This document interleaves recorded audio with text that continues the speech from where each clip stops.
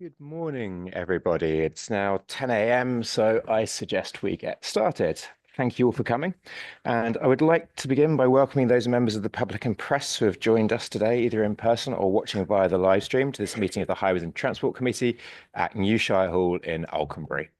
The council allows filming and photography at its public meetings, so please feel free to take pictures and post to social media during the meeting, although obviously please keep your phone set to silent or vibrate. There's no fire alarm scheduled for today, so if the alarm sounds, please exit by the nearest marked fire exit and assemble in the car park. I would like to start by asking the Democratic Services Manager to report any apologies for absence. Nick. Thank you, Chair. There are apologies from Councillor Bird, and Councillor Goodliff is here as a substitute, and Councillor MacDonald will arrive late.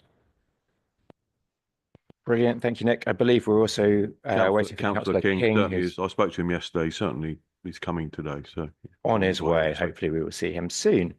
Does any member wish to declare any disclosable pecuniary interests or non-statutory disclosable interests? No. Brilliant. In that case, then, we are asked to approve the minutes of the previous committee meeting held on the 3rd of December 2024. Can I ask whether any member disagrees with the accuracy of these minutes? But obviously, please restrict your comments to the accuracy. No. Oh, Councillor Hunt. Yes, Chair. I'd just like to be informed there's an item on the minutes which was minute number 239.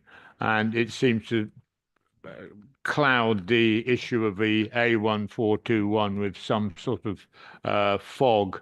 I just would like to be have it confirmed that this was still a live matter and that officers were still working on it. And I think it should be covered by the IRAP report.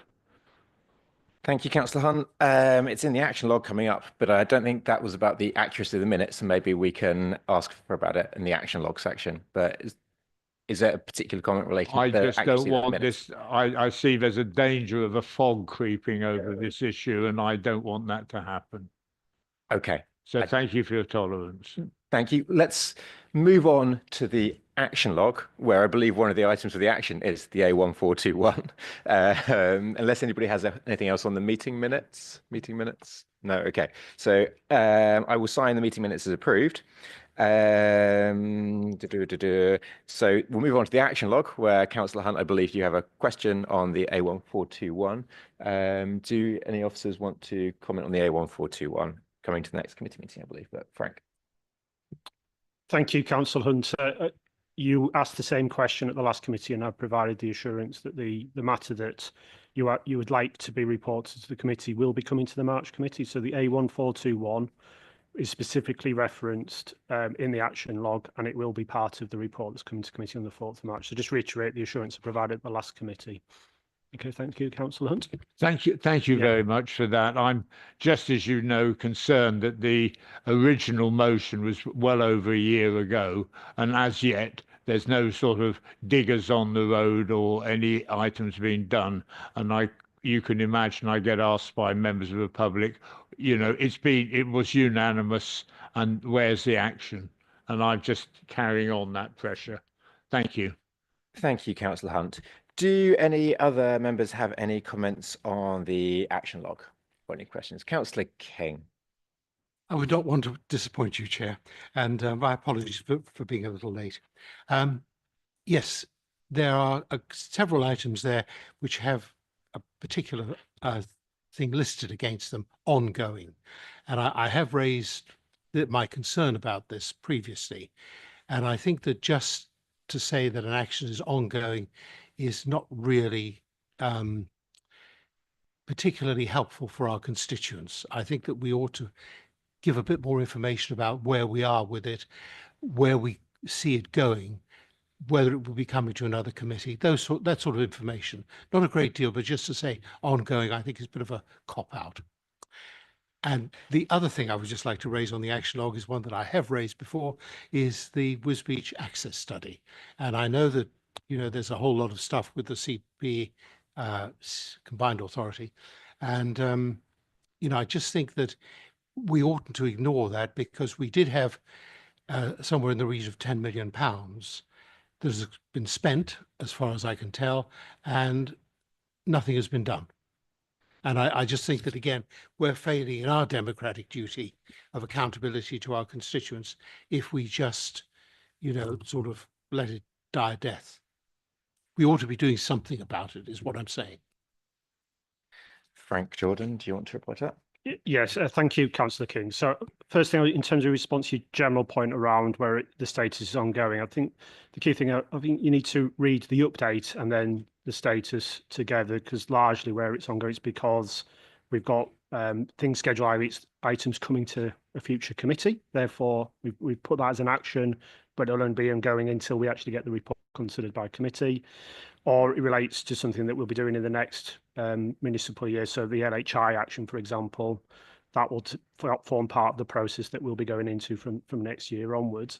And there's one which is out with our control, which is the LC whip guidance, where we're actually waiting for an update from the DFT. So what we do try to do in the update is provide the clarification as to why the matter's not closed, where we're actually taking the action forward, either through the committee cycle or through actions that we're taking as officers.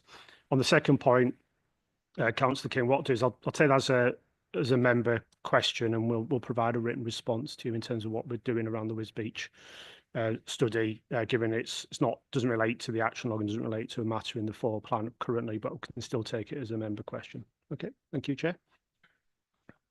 And that I hear what you say, Frank, and I think that partly answers my concerns, but I would just like you to reconsider perhaps the format of those ongoing actions, because, as I said, we do have a responsibility to the people we represent. And finally, a written response would be fine for me, but again, it's people in Wisbech and elsewhere perhaps in the county are just wondering, what is actually happening with this. I certainly get that question a lot. Thank you, Councillor King. I will just note as well that obviously the action log is not intended as a communications device. I know that it is important that it does reflect things, but there are many ways that you can seek information from the council. Very happy, I'm sure officers would be, for you to write in and ask for a bigger update. I obviously don't want the action log to spiral into many, many pages. We have a service update that covers a lot of these. We publish a lot of information on our website under all of the different projects page, and we have our communications specialists at the back of the room, so if they do want to put out an update on that, I would also appreciate any of those things, because I think that's how the public generally get our communications, not via reading the action log. But thank you for that one. I do appreciate I don't want to it. prolong this, but I did say several times that it wasn't so much about me, it was about the people we represent. Yes. And I think that, trying to look for a particular item on the website is not always that easy. And I do know lots of people actually do look at the papers for the meetings. I'm sure and that's we can, why I was focusing on that. I'm sure we can look at how we can make information more accessible. I'm not convinced the action log and digging through the meeting agenda notes to look through the action log to get an update is perhaps the best way to communicate with everyone else, given that they're all in PDF format and require many, many steps. But I will take that on board, that we do need to keep people updated in the best way that we can. So I'm open thank you to for any that. suggestions you have, Chair. Thank you. Councillor Daunton. Yes, thank you, Chair. This is just really a point of information. So at 247, minute number 247, the active travel hierarchy, consultation and development, there are two items there which look to me to be very similar, and one quite repetitive of the other. Is it two separate items, two separate engagements, or one engagement perhaps put down in two different ways? Frank. One engagement to address 2 points that were raised by the committee, Councillor. Okay. Thank you very much. Councillor Dupre. Oh, no. Okay, not Councillor Dupre. Anybody else, anything on the action log, or should we move on? Okay. Thank you very much then. We have not received any public questions or petitions, quite surprisingly, for today's meeting. But the first item is the business plan and budget, which will be presented by the Executive Director of Place and Sustainability, Frank Jordan, and the Service Director of Finance and Procurement, Tom Kelly. So Frank and Tom, over to you. Tom's going to start to introduce it from a corporate position, and then I'll introduce it from a housing transport perspective. Okay, thank you, Tom. Thank you, Chair. Thank you, Frank. So just to briefly situate this report in the process so far, The Strategy Resources Performance Committee received the Council's entire proposed budget on the 17th of December and then has asked Policy and Service Committees to consider these reports for their part and scrutiny during January. So that's the process we have before us today, and I'm sure many committee members will have seen this at other committees across the course of the month. We'll be taking feedback from today's meeting into the 28th of January SR&P committee, which will again consider the whole position before passing it on to full council. These papers set out the position for the council prior to the provisional settlement, and there has been further announcements about highways funding associated with the provisional settlement, so that to come forward, but aren't in the detailed papers you have before you because of the publication timescales. They are in next week's SR&P papers. The budget proposal set out our funding assumptions, and importantly that there are £34.2 million worth of savings the council has needed to find across the piece next year. Historically, that is a challenging position for the council, and Place and Sustainability has, alongside the other directorates, been tasked with generating proposals that contribute to that target. In the reports that the committee has before you, you'll see tables 1 to 3, which cover the revenue budget. They start on page 40 onwards, setting out the budget for next year, how that's been built up and changed across the multi-year position. And then tables 4 and 5 cover the capital budget, again an important area for this committee, and including 64 million budgets for capital under the purview of this committee next year.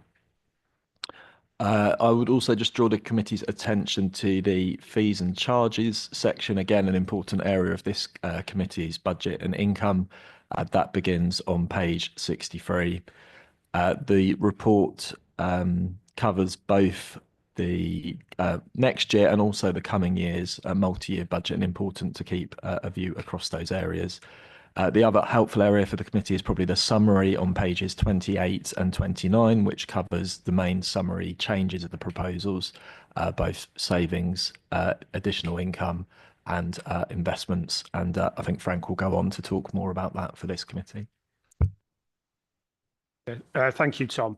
So as Tom has outlined, the purpose of the report is for all members of this committee to scrutinise the business plan proposals for 25-26. And as Tom has outlined, when you've completed your questions and sought clarifications, we'll summarise at the end for the chair, just to make sure that we've captured all of the key considerations that you'd like to be taken forward to Strategy Resources and Performance Committee next week. So as Tom has outlined, the report is structured as follows. So section 2 provides the overview of the corporate financial position, and section 3 provides an update on the contribution made by services that relate to this committee, particularly around the delivery of the council ambitions and the strategic framework. And in this section, I would particularly highlight, first of all, the significant extent of the highway responsibilities that this committee oversees, and you'll see the extent of that in terms of over 4,600 kilometres of carriageways, 3,000 kilometres of footways and cycleways, 950 bridges, 100,000 plus gullies, and 54,000 streetlights. So, very significant operation that the committee oversees. Second key thing is just to outline the link between highways and economic growth. So clearly highways is an enabler for economic growth, but as that growth is implemented, it does put additional demand on some of our services. That does relate to also significant income. So in paragraphs 3.6 and 3.7, we particularly highlight the increased demand on street works and the level of increased income that will also deliver. And the same applies to highways development management. And in addition to highways management and maintenance, just also want to highlight that the contribution that the business plan does enable the service to continue with is the support for things like active travel, road safety, and achievement of our ambitions around the environment and net zero. We've also outlined in this part of the paper as well is just the delivery of the capital programme this fall. So to give assurance around the investment that's been made, but that members supported for 24-25. So there's an £80 million capital investment programme. And what we've outlined is so far the successful delivery of that investment is enabled across the county. And this is coupled with the ongoing improvements that we're still wanting to implement, but we have made improvements nonetheless around the Highways Change Programme that's outlined at paragraph 313. So as Tom has outlined, I think particularly for the committee, I just wanted to draw attention to the key proposals that are outlined in the business plan in relation to highways and transport, and these are summarised at page 28. So one of the key elements of this is ongoing further investment in highways maintenance. So a further revenue investment of £3 million in 25-26 and £2 million into 26-27. Now that revenue will enable 2 million of that to service additional capital investment of £20 million in 25-26. And put together what that means in terms of the total investment from this council and from central government, the highways maintenance funding would be £56 million as outlined in this business plan. However, as Tom has outlined, in addition to what's outlined in the business plan, we've also since had confirmation via the combined authority of an additional 8 million that will be coming from central government for additional grant funding. The proposal is to add that to what's already included in the business plan. So that will be a further investment that's made. However, the additional revenue will also support, as I've outlined, continued investment in the actual highways service. So £550,000 worth of investment is proposed to be invested in the highways management and maintenance team. And there's a further £450,000 of revenue investment to deal with additional issues such as weed management, tree management and drainage management. That's on top of the existing investment that's already in place. The table also outlines the capital investment and the associated savings around the street lighting programme that's currently been implemented. But also the service is, as I've outlined, is able to secure quite significant income through streetworks and highways development. So that's included in these proposals, as well as contract efficiencies of just over £500,000. So that's part of these proposals as well. So as I've outlined in section 4, there's a particular element that the committee may want to comment on, is that with the additional £8.1 million worth of investment from central government, that does create some flexibility for the committee to consider around how the additional £20 million could be allocated. So that's something in particular would be helpful for the committee to provide initial thoughts around that could be considered by Strategy, Resources and Performance next week, before that is finally determined by full council. Again, as Tom has highlighted, I would also want to highlight the proposed changes to fees and charges, which are outlined in Appendix 2. But for this committee, there are particular ones related to car parking and resident parking schemes as well. And then finally, in section 5, you'll see that the capital programme, which was planned to be £89 million, but is now increased because of the additional £8 million, that's outlined in a table 5.3. What that outlines is the key lines of investment that are proposed for 25-26, and then there's further detail around how that's going to be split across different asset types. So that's the key summary that I'd like to introduce to the committee. As we're outlined, we'll take notes of any questions or any comments that you would like to be considered by Strategy, Resources and Performance, and I'll sum up at the end before you move to the recommendations, Chair. So I'll hand back to you at this point, Chair. Thank you very much, Frank, and thank you for all the work that has gone into this proposed budget. I am pleased to see the extra money coming from central government. I'm sure that will be gratefully received. It is worth pointing out to those at home and those in the committee, though, that unfortunately, as well as adding the extra £8 million, they've taken away the HS2 pothole funding. So actually it ends up netting out about £5.8 million extra compared to last year. That is still a very good news story, though, and it is very good to have that extra money that we can spend. I'm also really pleased that the current budget has the continuation of the investment in highway maintenance that we started last year. That £43 million of extra investment over 2 years, I think, is really needed across the county, as we all know the state that the roads are in and the £600 million backlog in maintenance that we have within the county that we really desperately need to be addressing. Would any members, though, like to, I will open up for debate, make any comments and suggestions about what we might potentially use that extra money from central government for, and any other comments on the budget? Councillor Sanderson. Thank you very much, Chair. I'd love to see us do a little bit more on bus shelters, or in fact, anything on bus shelters, because of course we don't have responsibility for it in this authority, is my understanding, and I don't think the combined authority are at a position where they can do it. So we're obviously very positive about improving bus services. My understanding is that planners, certainly in Huntingdonshire, they get commuted sums from developers, and then they can't always find somebody who'll maintain them. So there is some money available there, but I don't think it's always possible for that to actually happen. So there have been a couple of cases where they're new developments and the residents won't have a bus stop where they can at least try and sort of find some shelter in the rain or something. So if we can look at that, I would appreciate it. I know it's something I think we stopped doing a couple of years ago, and we perhaps just need to correct that if at all possible. But thank you. Thank you very much, Councillor Sanderson. That is a really good suggestion. I know in my own area there are some bus shelters that do look like they are in serious need of repair for that. Any other members want to say anything on the budget? Councillor Hunt.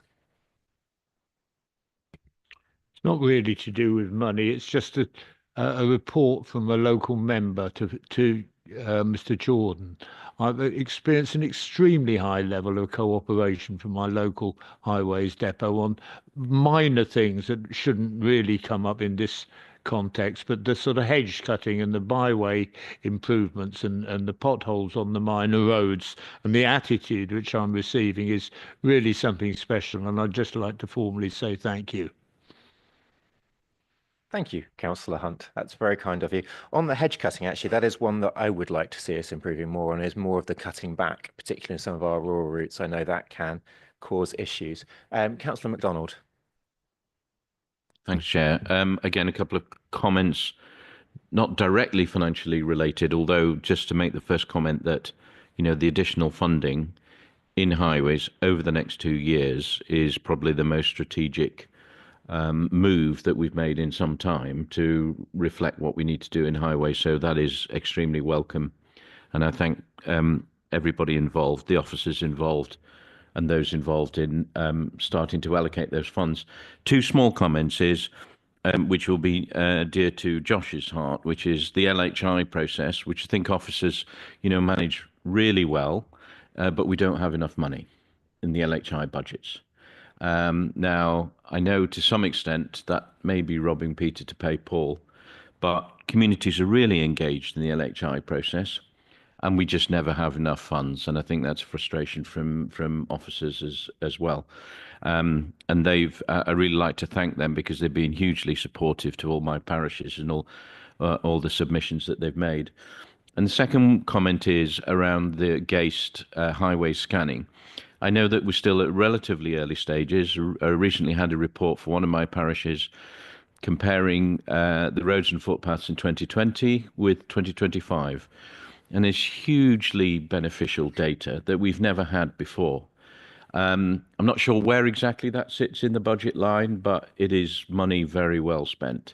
And it will enable us to really target the money that we have and those additional funds that we have at those priority areas, both roads and footpaths. Thanks, Chair. Thank you very much, Councillor MacDonald. Councillor Gardner. Thank you very much, Chair. I would just like to endorse what Councillor Sanderson said with regard to bus shelters, because there are various places, you know, where bus shelters are required. So, you know, I fully support that. With regard to the other points, I do believe we need to look more at cutting back hedges and trees, because they do create difficulties on rural roads where we're now getting vehicles in the middle of the road rather than on the correct side. So if we can start looking at that moving forward, I think that would be of a great assistance going forward. And again, to continue to look at the clearance of gullies and what have you, because that work is still needs ongoing. But they're the points that I would like to raise. Thank you, Chair. Thank you, Councillor Gardner. You are totally correct about gullies. We still keep finding more and more of them, which is quite amazing how many of them we have and how many need cleaning. Councillor Dupre. Thank you. I was very pleased when the government announced that there would be £600 million extra put into highways maintenance across the country, and I thought, well, that's brilliant. That's Cambridgeshire sorted. What's going to happen to the rest of the country? And it is just a symptom of how much there is to do. Everything needs doing all at once, and there is so much of it in every aspect, whether it is, I mean, bus shelters. One or two of my communities would love a bus that would, so that they could need a bus shelter. But also the major issues with the fen soil affected roads, which are dangerous and which are deeply worrying, the potholes and the increase in the number of reports of damage to vehicles and so on. The frustrations, local highways improvements have been mentioned, and there is never enough money for everything that communities know needs doing in their own area. And I would love to see more money go into that and the process continue to be simplified. I think it was a very good step to divide them into the complex and non-complex. It's enabled more, I think, to go through and more to go through more quickly. But I still don't think there's enough money in the system, and there is too much disappointment with the local highways improvements. And I would love to see not only more money going into that, but better support, more capacity to support parishes and communities to do their own highways and transport design, so that they can grab a real vision for the needs of their communities and get that put together sequentially. Some parishes do that very well for themselves already and build sequential bids over years to do what they want to do to transform their local roads and pavements. But others may need more support to do that, and I'd like to see more money going into there. I would love to see a weight limit proposal achieve some level of success. And that's my big bid. Is can we just crack on and get some of those through the system, and if not through the local highways improvement system, then through some other means. On the cutting back, I'd say two things. There are some areas where it's really badly needed, where there are roads that are just completely impeded. I won't bore this meeting with my recollections of the system that they have in my home island of Jersey, which is the twice yearly visit du brancage, where all the parish worthies, which I think is probably going to be officers and members of this committee, walk round the parish and issue notes and fines to people who haven't cut back their greenery properly. I think that would be a brilliant system, and I look forward to proposing that in a future budget. So there are some areas that really need it. There are other areas that I think residents have got quite upset, certainly in one area in my own patch recently, and I think elsewhere, where things are cut back a bit too vigorously. And there is a loss, I think, of hedgerow amenity that many residents value, and which is lost through what they view as excessive, just complete cutback. So I think there's one extent and there's the other. The other issue that's been raised with me is the danger of trees overhanging some of the major roads. And I had to come to a screeching halt a while ago when that happened in front of me, and that was a bit alarming. And there are, I think, a number of people who are quite concerned at where there are trees overhanging major roads, with the risk of branches being blown off, particularly with the higher winds and so on that we're getting now.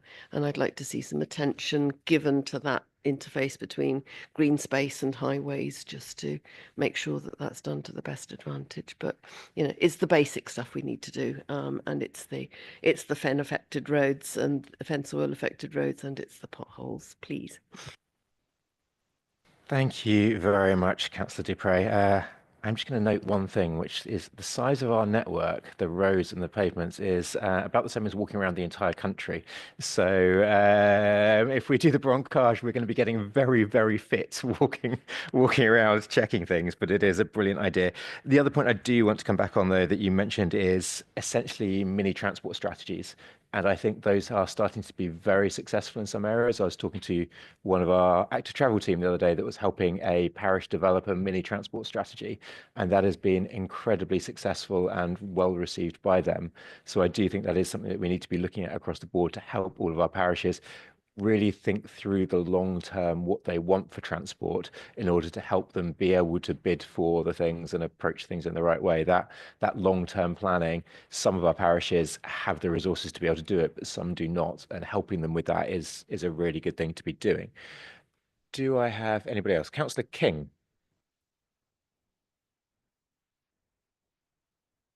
I'm happy to go now if that's convenient. Sorry, I think I've missed some. I apologise. Councillor Gardner, did I come to you? I've been to you. Councillor Daunton, have I been to you? Councillor Daunton. I have two questions. One in relation to the additional capital funding. Is there also complementary funding for staffing related to that, and where will that come from? And my second question actually relates to active travel. On the table 5, section 3, there's two mentions of active travel 4 and active travel 4 plus. Am I correct in thinking that that was central government funding? And are there any plans to continue those projects with county funding? Because active travel, particularly in rural areas, connecting rural communities to roads and to major cycleways, is really important. Thank you, Councillor Daunton. Frank Jordan, I'm going to come to you for some answers to that. Okay, thank you, Councillor Daunton. So, as I've outlined in the summary, that there is revenue investment included in the business plan proposals for additional resources to enable delivery of the additional investment. But for certain resources, we are able to capitalise those resources as well. So, project managers, design engineers, etc., are funded by the capital programme as well. So both a combination of revenue and capital investment does enable us to gear up the level of resources.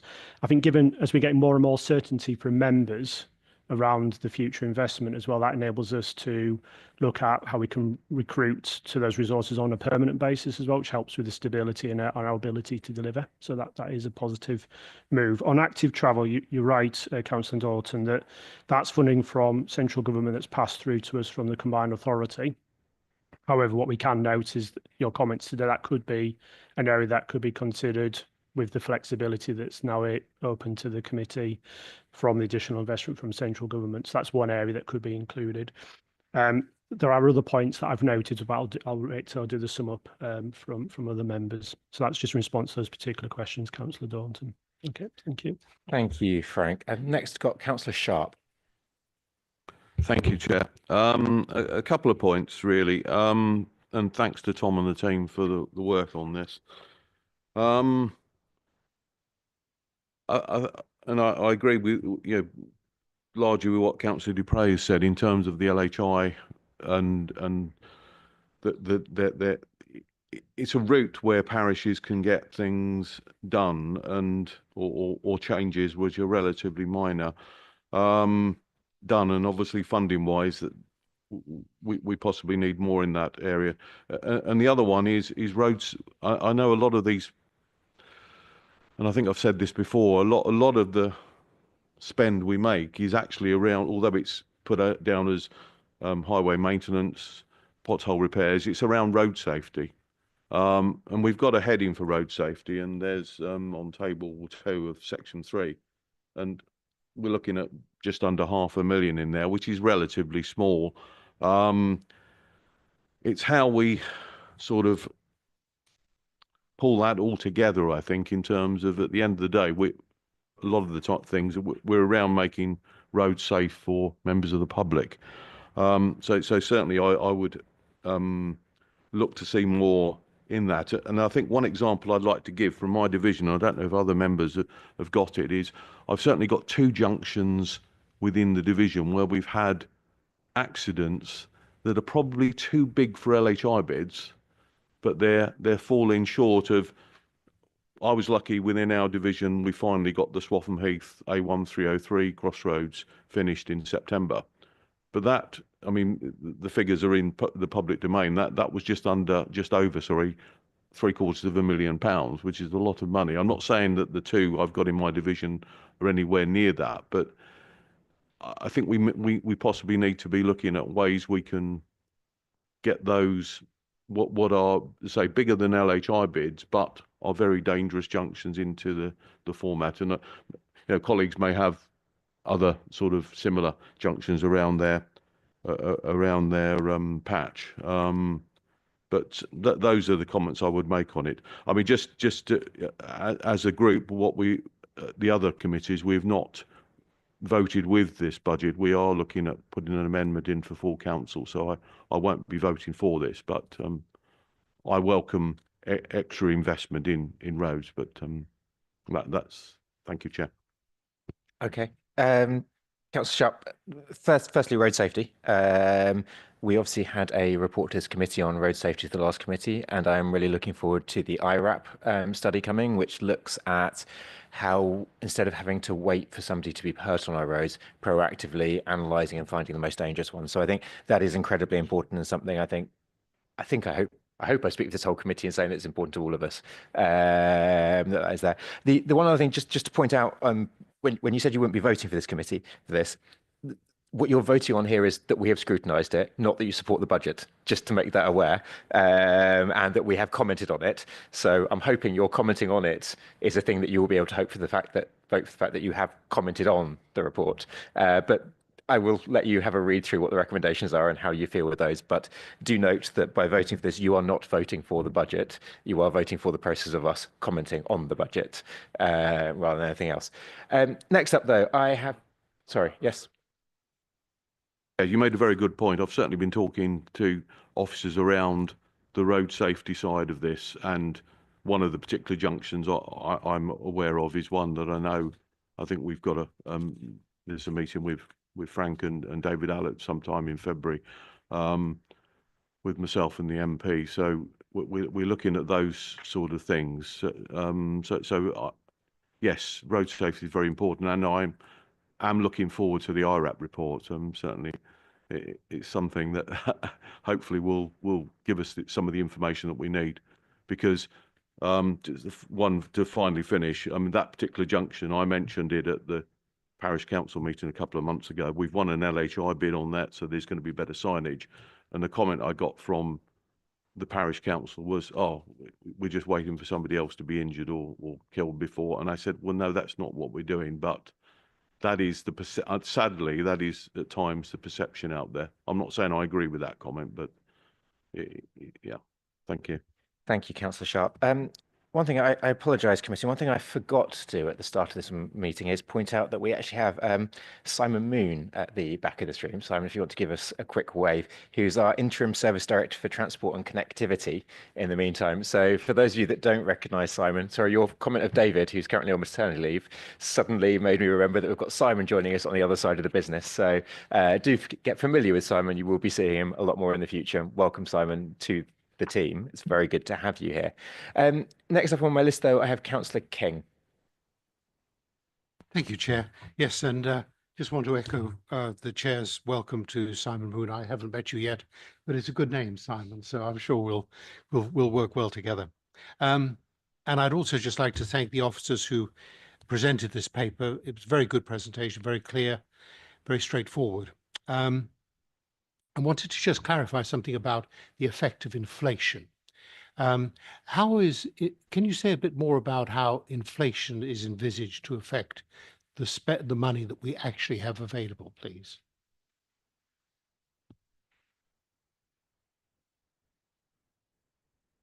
Yes, thank you. So we, across the council, we undertake an exercise to estimate the impact of inflation across our budget. So for the highways budget, we have a particular index that reflects, I think, mainly the kind of contractual terms that we have with Milestone, and refers to the kind of construction indices, which we tend to see as typically impacting this budget. You'll be able to see in table 3, so if I take the committee to page 43, it provides a breakdown there of the different kind of elements of inflation across the next 5 years that have impacted the budget. In this particular case, I think we've looked at particularly that highways contract and the opportunities to find efficiencies that kind of offset that inflationary rise, and you see that come through as a proposal, but that is a 1-year proposal. I think the other thing we'd reflect on is that although still a present issue compared to perhaps the last 1 or 2 years, we are seeing inflation less pronounced, less fast increases in prices than we've seen, which is certainly helpful from the council's perspective. But yes, page 43 confirming a 4.1 million uplift for inflation next year. Thank you, Chair, and thank you for that confirmation. It's I think that's particularly relevant with a subject dear to my heart as well as to other members of LHIs, because they're relatively small sums of money, they can be quite drastically affected by inflation. And given the time lag of putting the application in, assessing it and getting it actually built, I think we must make sure that we at least provide enough funding to cover that uplift in the LHIs. The other thing I'd just like to say, Chair, if I may, about the budget is that we will be, my understanding is that we will be having a further discussion about the schemes that will be taken forward for the 20 million. Is that correct? Yeah. I mean, this is, and just picking up Councillor Sharp's point, this is one of the dilemmas I face in voting for this, because I would have liked to have seen a bit more detail on that 20 million pounds and how it's going to be spent. Not, in a parochial sense, although obviously that's always important, but it would have been nice to have had a bit more detail on that. So perhaps that's something to bear in mind for the future. And just going back to priorities, I think that I absolutely agree with what our colleagues have said about hedge cutting. My only caveat on that is to say that many of these hedges and trees don't belong to us. So I think we have to be very careful about going in and cutting trees and hedges that don't belong to us, not just because of the legal implications, but also because we're taking on a commitment that we don't actually have. And we need to urgently develop, I think, if we are going to be more proactive, we urgently need to develop a better way of recovering the costs. It's a very lengthy, cumbersome process at the moment. And essentially, with that narrow window of the bird nesting season, by the time we've got the letters out and everything, it just really, well, very often, the opportunity has passed to cut back the hedges or the trees. So I think that needs a serious look at as to how we can improve the delivery of that. But I would certainly favour, a more proactive approach. And finally, your question, Chair, about what to spend this extra £8 million on. I think that it's certainly what my constituents, say, is it's the old chestnut of potholes. And I think that, if we can really get on top of some of the worse roads, not just by sending the dragon patcher down, but actually doing a really thorough job, it will actually save us money in future years. So that would be my suggestion. But thank you for that, Chair.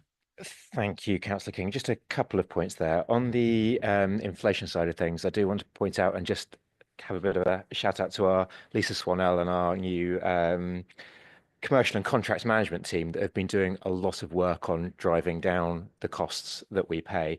And I believe the last figures I heard from them is that between the 1st of July 23 and the 1st of November 2024, they've saved £3.7 million by working really hard to make sure we do get very good value for money and very good quality. So that is a really good news story. And I'm very glad that I think it was last year's budget, we were able to put in that team to be able to do that work. So that is really appreciated.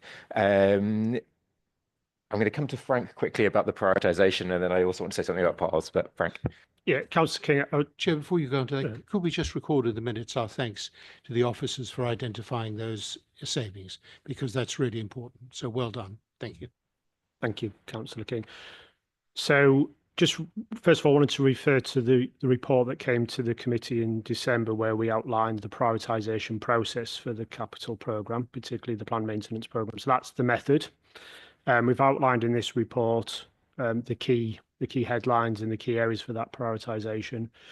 But also we'll come back to the committee in March with the final recommendations around how that will be prioritised. Now, the other thing that I would highlight is there's been an awful lot of engagement already taking place and will take place with members and parish councils before we bring that report for final recommendations to the committee. So that we're in the middle of the process, but I think the information we provided today is just the rationale and the basis by which we'll make that additional investment if it's agreed by full council. Okay, Councillor King. Thank you very much, Chair. Brilliant. Thank you. Councillor Gough is next. Over to you, Councillor Gough. Thank you, Chair. I've got two comments really. First of all, just to endorse what other councillors have said regarding sort of LHI and 20-mile-per-hour zones and various applications from communities which we often do not have the budget to fulfil. I think this is a good area to just relax the constraints a little bit. The payoff is enormous in terms of the engagement we get with the community, and it stops the disappointment of communities putting a lot of effort in and actually not getting a result. So anything we can do there, I think, is a big payoff.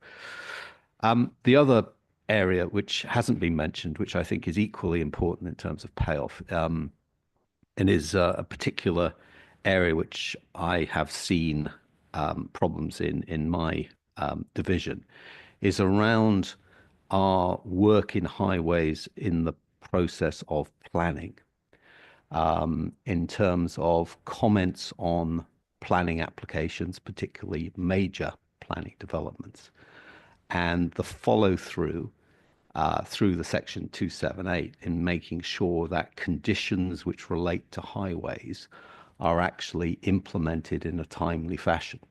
Now, many of these actual conditions relate to safety and making sure that the developers actually put in place the upgrades which are required in order for improved safety associated with the higher pedestrian traffic and higher vehicular traffic associated with these developments. And it's sort of shocking that, for example, in my ward, we've got one such upgrade which is coming up for a decade now, after it should have actually been done. It was a pre-commencement condition which we failed to insist to be implemented. Now, historically, I think this is an area which has been kind of stretched in the council. I think Shane Luck has done a good job in terms of increasing the focus on this.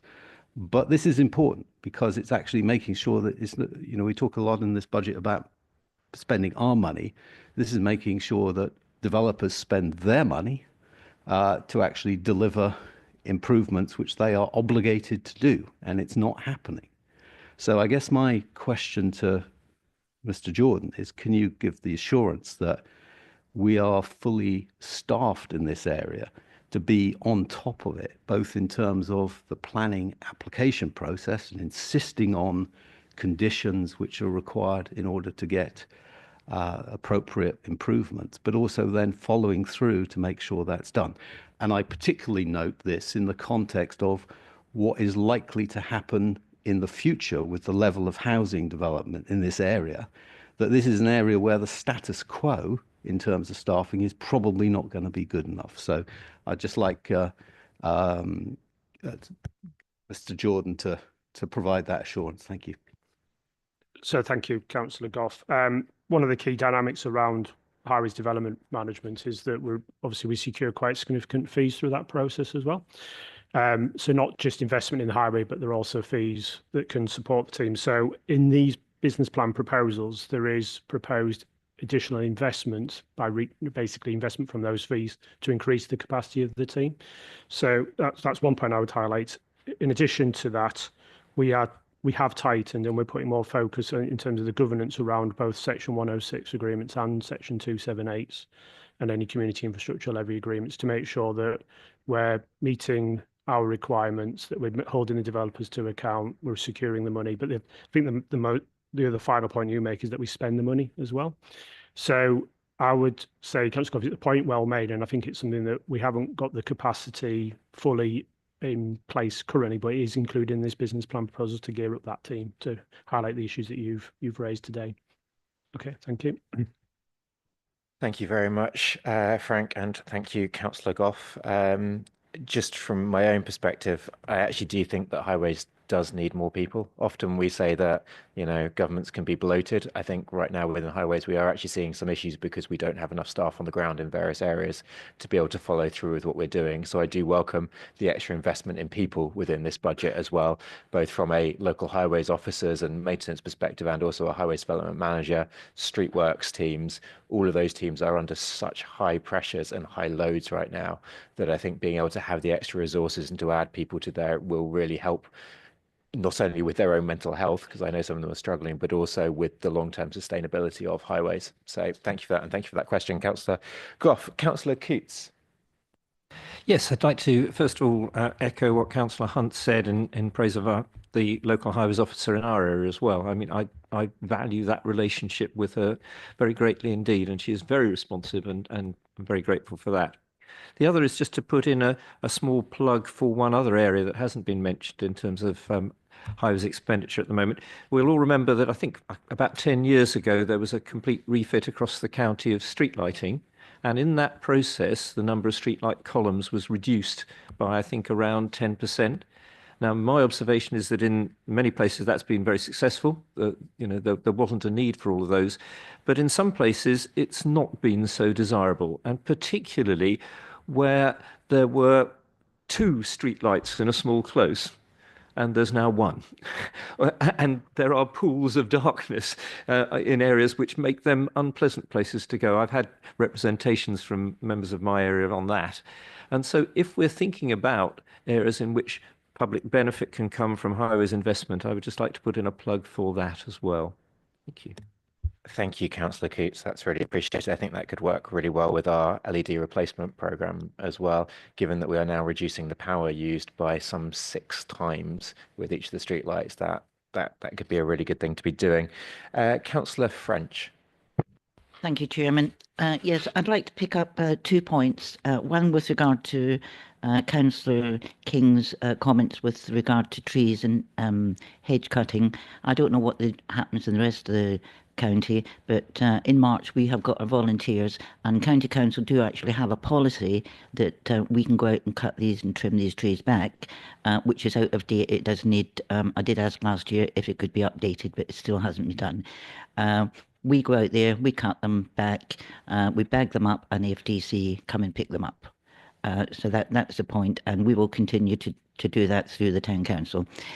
With regard to Section 106s, I'm sure you're aware that March, over the last 3 months, we've approved nearly 800 dwellings, and I know that there's over £1 million, maybe £1.5 million coming into County Council with regard to Section 106. You won't get it for a couple of years, but the money's sitting there, and hopefully some of that money will come towards the smart area transport. Thank you. Thank you, Councillor French. Councillor Shaler. Thank you very much, Chair. I also want to thank officers for this report. It's quite comprehensive. I want to draw attention to page 25, 3.8, where it talks about the historic underinvestment. And I think that one of the problems for us is that we're doing maintenance and we're playing catch up at the same time. And so the more that can go into proactive work, obviously the better for the futures. I also agree with hedges and trees are a problem in many places. The public rights of way, we are putting in more greenways, and we need to think about the extra investment that needs to go in to keep them in shape. One thing that I'd like to add also is the fire risk. And this is something we've seen obviously in California, but a couple of summers ago, it was looking like that tinder dry in our county as well. So that's something.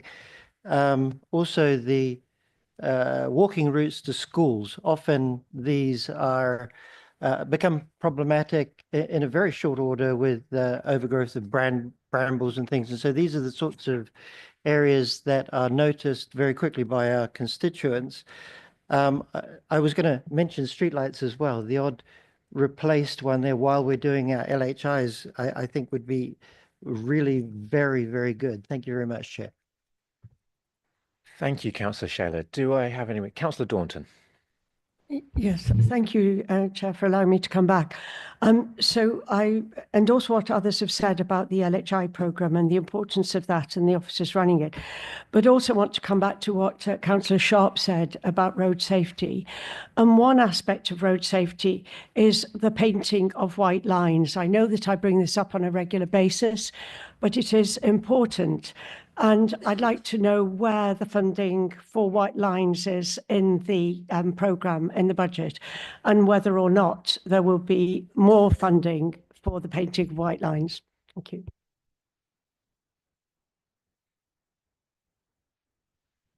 Thank you, Councillor Daunton. So in terms of the proposed additional 20 million, £500,000, £500,000 is earmarked for road markings and signage.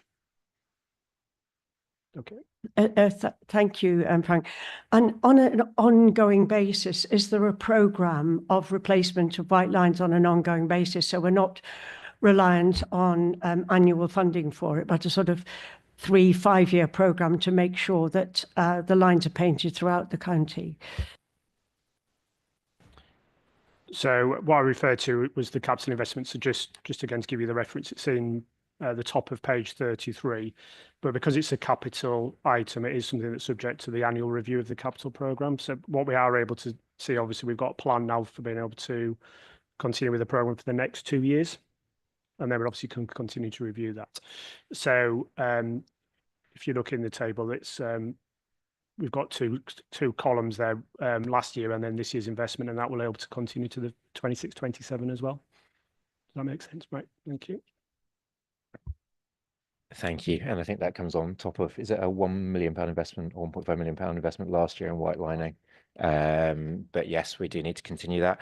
Thank you very much. The other one, oh, sorry, I've got Councillor French in there. The other one I did just want to pick up on before Councillor French, though, was I think it was Councillor King that mentioned potholes. Now, we all know that potholes are the symptom rather than the cause, but they are also a cause of much frustration for the public. And one thing I would like to have us look at is whether, particularly where we have public reports of potholes, we know those potholes are very, you know, if a member of the public is going to take the time to use our system to report a pothole, that means they care about that pothole. That means that it is important to them and affecting them. So I would like us to look through this budget as to whether there's any way we can have an improved process for those public reports. I know from speaking to other highways people in other areas that doing so really does increase public satisfaction of the highways. If you're able to take those ones where people are clearly reporting it because it is important to them and make sure that they become important and prioritized to us, that is also a really worthwhile thing to do. So that's one of those things I would like to see us being able to do potentially with some of this extra money as well. I've got Councillor French and then I'll come to Councillor Daunton. Thank you, Chairman. 500,000 for white lines, that certainly is well under budget. Fenland have been given a cost to rectify our own lines, white, yellow and signs of nearly £1 million.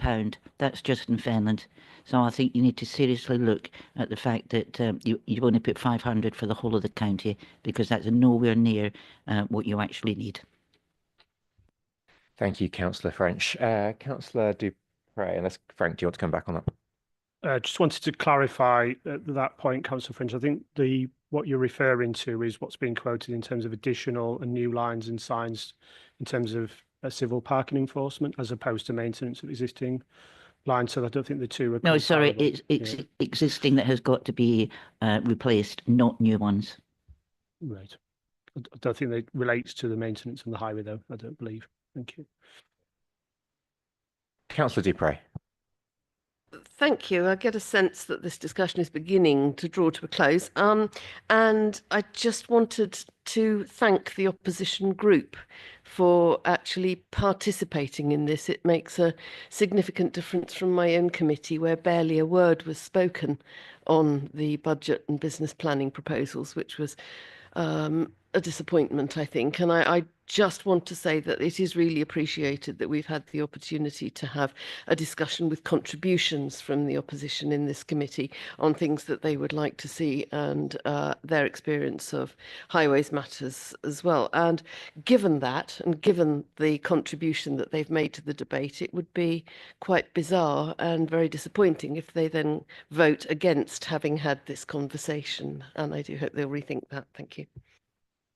I will make no comment on what the lovely people on the right might do.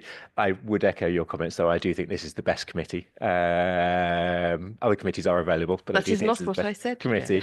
And thank you very much to everyone, because I do think it is really good how engaged people are from all parties in this committee. So thank you. Councillor Sharp. Thank you, Chair. Thanks for allowing me to come back. And it's really picking up on what Councillor Daunton said, a double act across the room. No, in terms of road markings, I mean, certainly one of the two roads, and I can only use examples, one of the two junctions I mentioned where we've had two quite serious accidents in the last 4 or 5 months. Part of the issue certainly is lack of road markings. And the parish clerk actually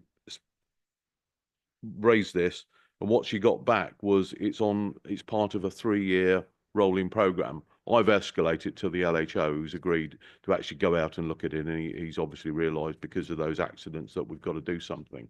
But so there is obviously a 3-year rolling program. But part of my reason, obviously this is capital, 1.5 in 24-25 and 0.5. This is on page 33. 0.5 in 25-26. This is capital. Is there any revenue expenditure, sorry, as well as that, or is that purely capital? Because obviously some of this is purely ongoing maintenance, and if it's 3 years, I would, looking again at, others may agree or disagree, 3 years with road markings seems a long time, because they wear out probably quicker than 3 years. Frank, do you want to come back on that one? Yeah, so an element of the reactive budget. So we've got £15 million just under for maintenance of the highway in revenue terms. An element of that is for reactive maintenance. So roughly, I think it's 300,000 is for reactive maintenance for road lining as well. Okay, right, thank you. Do just need to highlight that 15 million does include gritting and various other maintenance, but not maintenance as I think the general public would think of it, things as well. Brilliant. Councillor King. Thank you, Chair. I just wanted to say 2 things, really. First one is I would strongly support your suggestion about finding a way for the comments of members of the public about potholes, much hated potholes in some cases, to be fed directly in. I think that's a really good idea. And the second thing I want to say was that I was very pleasantly surprised by Councillor Dupre's opening remarks, and I thought there'd be a sting in the tail, and she didn't disappoint. So, but it's a dilemma for us that I'm sure she recognises, but I do think there's a lot of good things in this budget. But we will be bringing forward our own amendment when it comes to the council debate. So, thank you. Thank you very much, Councillor King. Do I have anybody else? Councillor Gardner. Thank you very much, Chair. I just wanted to follow on from Councillor Daunton's point with regard to active travel. We do need to look more at active travel within rural areas. So I think if we can add additional funding to that, I've got 2 particular routes, which is being very parochial, Chairman, and I hope you'll just persist with me, is to get an active travel route between Tilbrook. No. And we've done very well so far avoiding there parochial issues in the budget. Chairman. Thank you very much. So I will take your point though, Councillor Gardner. Okay, Councillor Hay.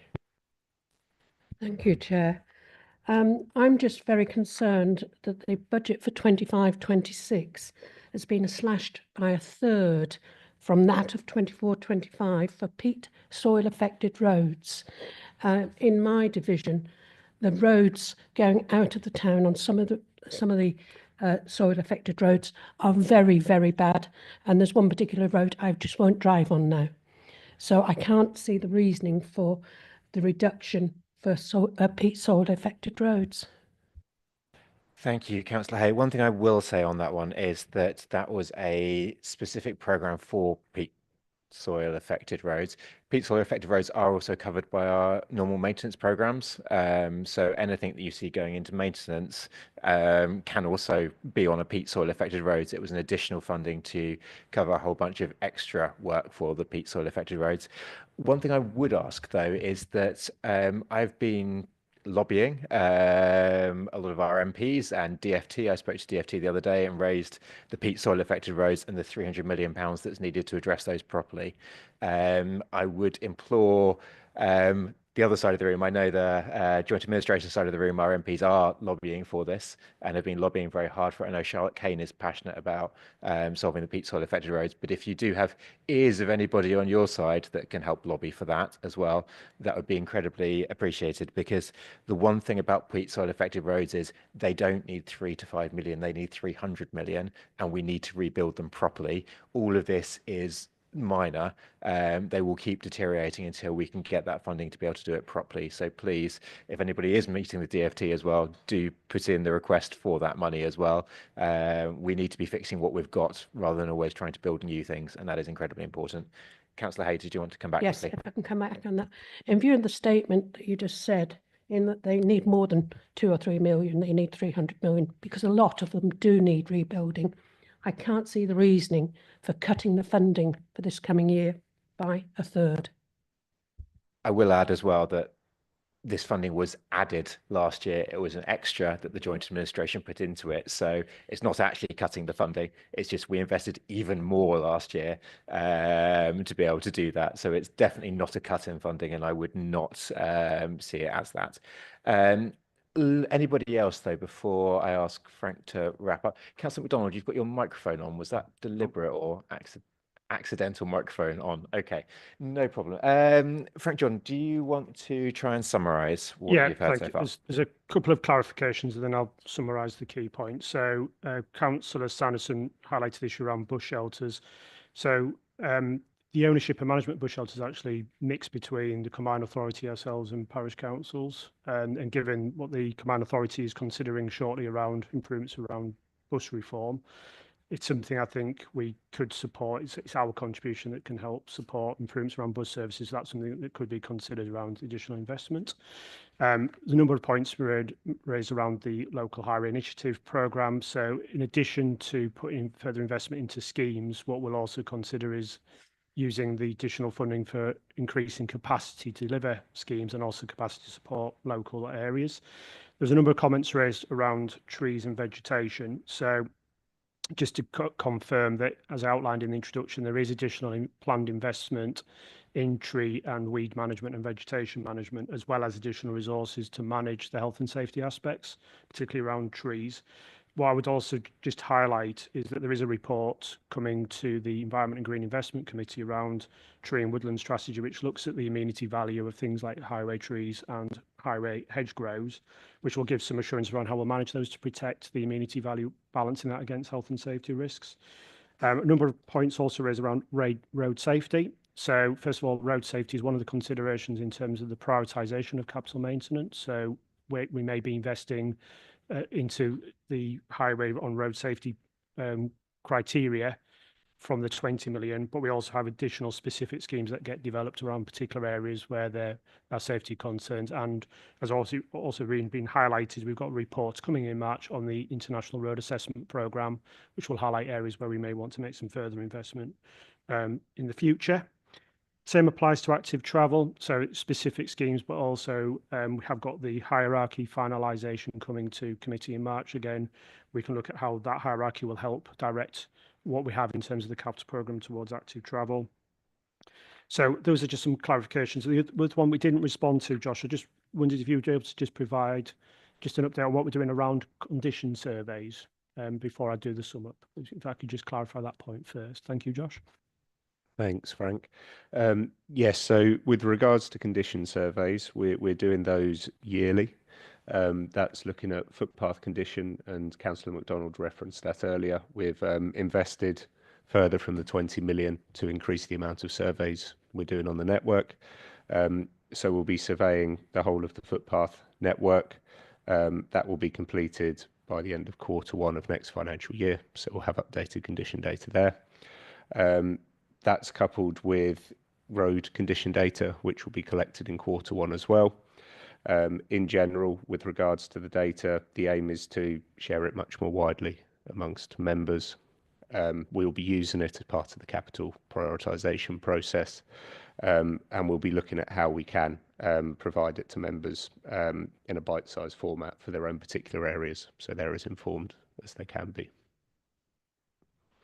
Okay, so if I just sum up, yeah. I was going to ask Josh, do you want to just quickly add to that with a little bit of information about the new asset management system? Because I think I don't want us to go on it too much, but that little bit of data there is the new asset management system is going to be revolutionary as well. It is. The asset management system will be implemented in Q1 as well. Initially, that will be a straight swap, but a very revolutionary swap with our current asset management system, which is 20 years old. That will result in a lot of efficiencies, increases in performance, how we're responding to customer inquiries, etc., will improve as well, with a lot more automation, but also the ability for highway officers to respond to issues on the move, so to speak, as well. So a lot more on-network operational type responses to issues, evaluating potholes, ordering things there and then, which should mean that a lot of the reactive problems that have been referenced today will move through the system to delivery much more swiftly than they are currently. Thank you, Josh. Back to Frank. So to sum up what I would just outline is, so the Housing Transport Committee considered and scrutinised the business plan proposals for 25-26, and in doing that noted the strategic vision that's being proposed and around the further investment in highways, sought assurance around the impact of inflation, but also noted the work of the commercial and contract team in reducing the impact of inflation on delivery of local highway schemes and capital maintenance programmes. Particularly, also, we just wanted to highlight the thanks that was made by a number of members to the support that members are receiving from local highways teams. And when it comes to the areas around prioritisations for further investment, we've just listed the following. So it's bus shelters, local highway initiatives, trees and vegetation, gullies, road safety, active travel, further investment in soil impacted roads, insurance that there's sufficient capacity and resources in relation to highways development control, and resources to review and potentially put additional lighting in areas once we've done that review.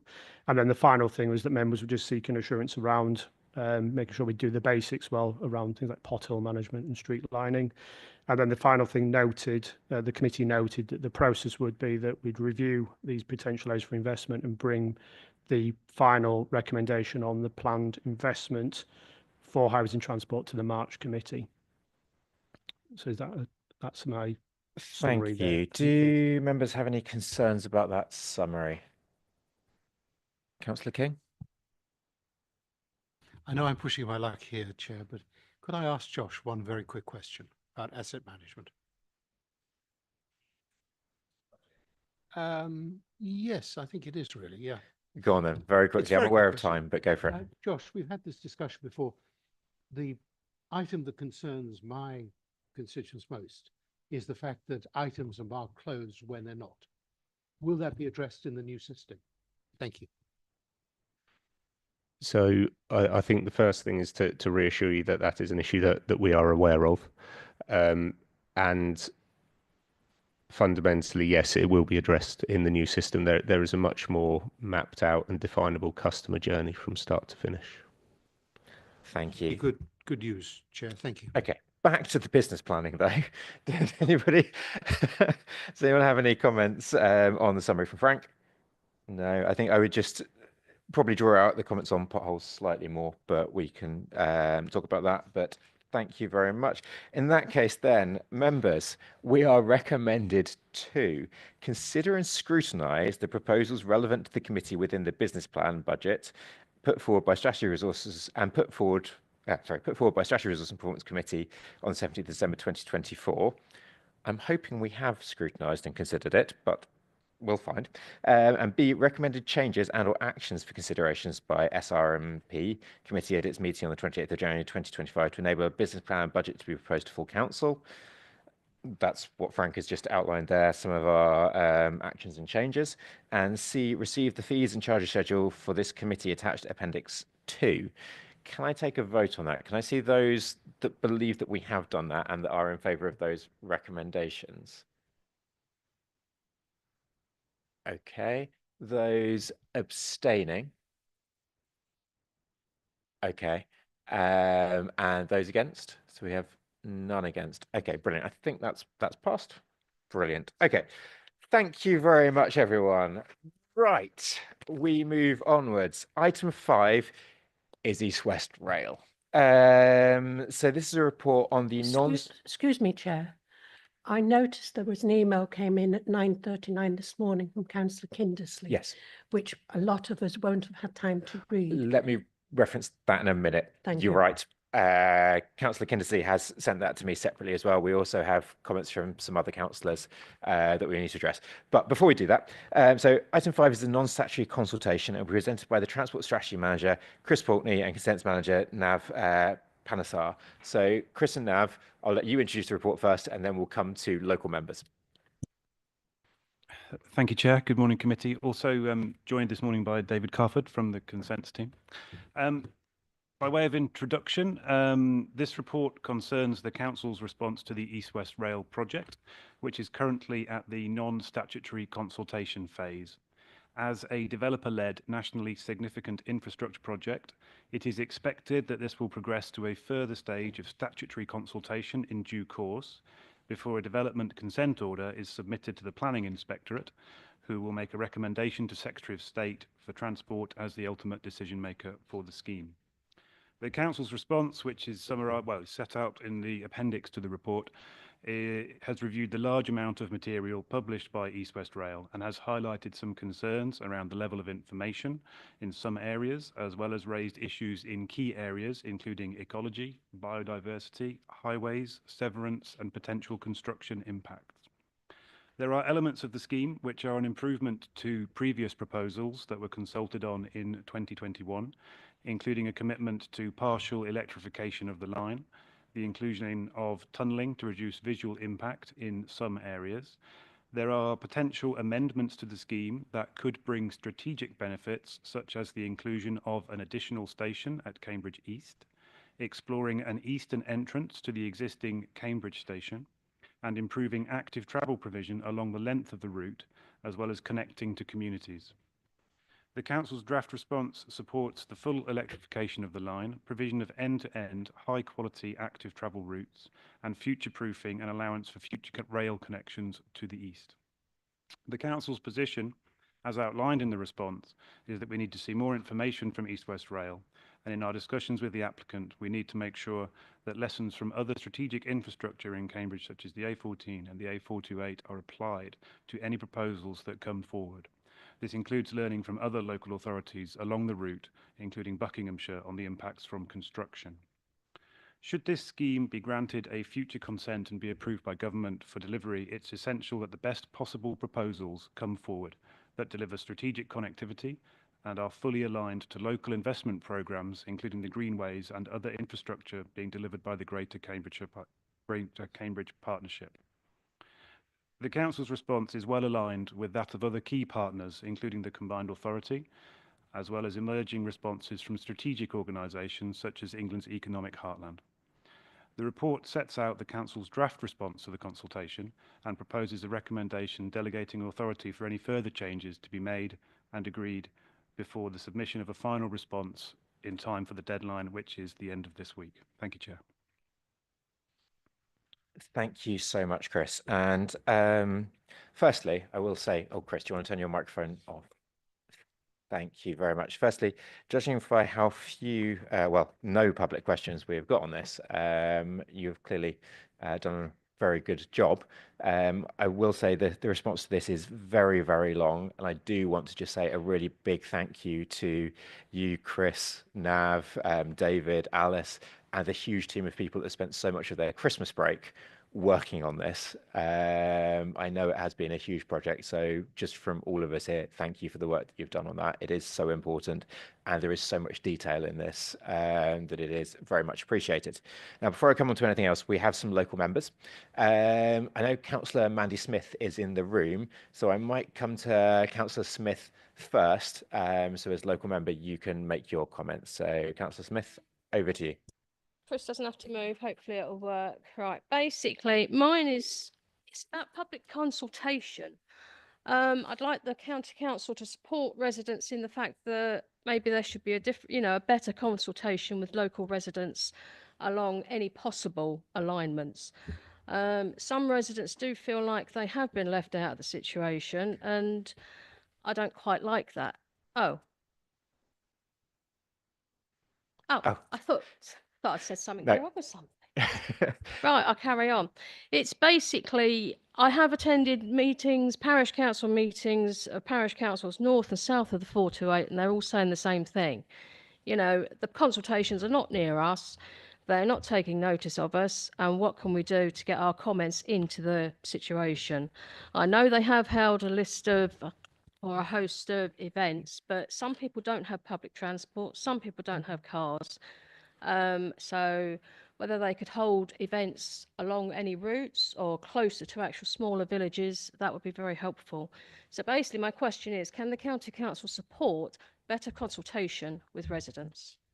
You don't need to ask a question, Councillor Smith. You can just make it as a point that you would. However, I don't want the point to disappear. People need to be spoken to and listened to. Meaningful consultation.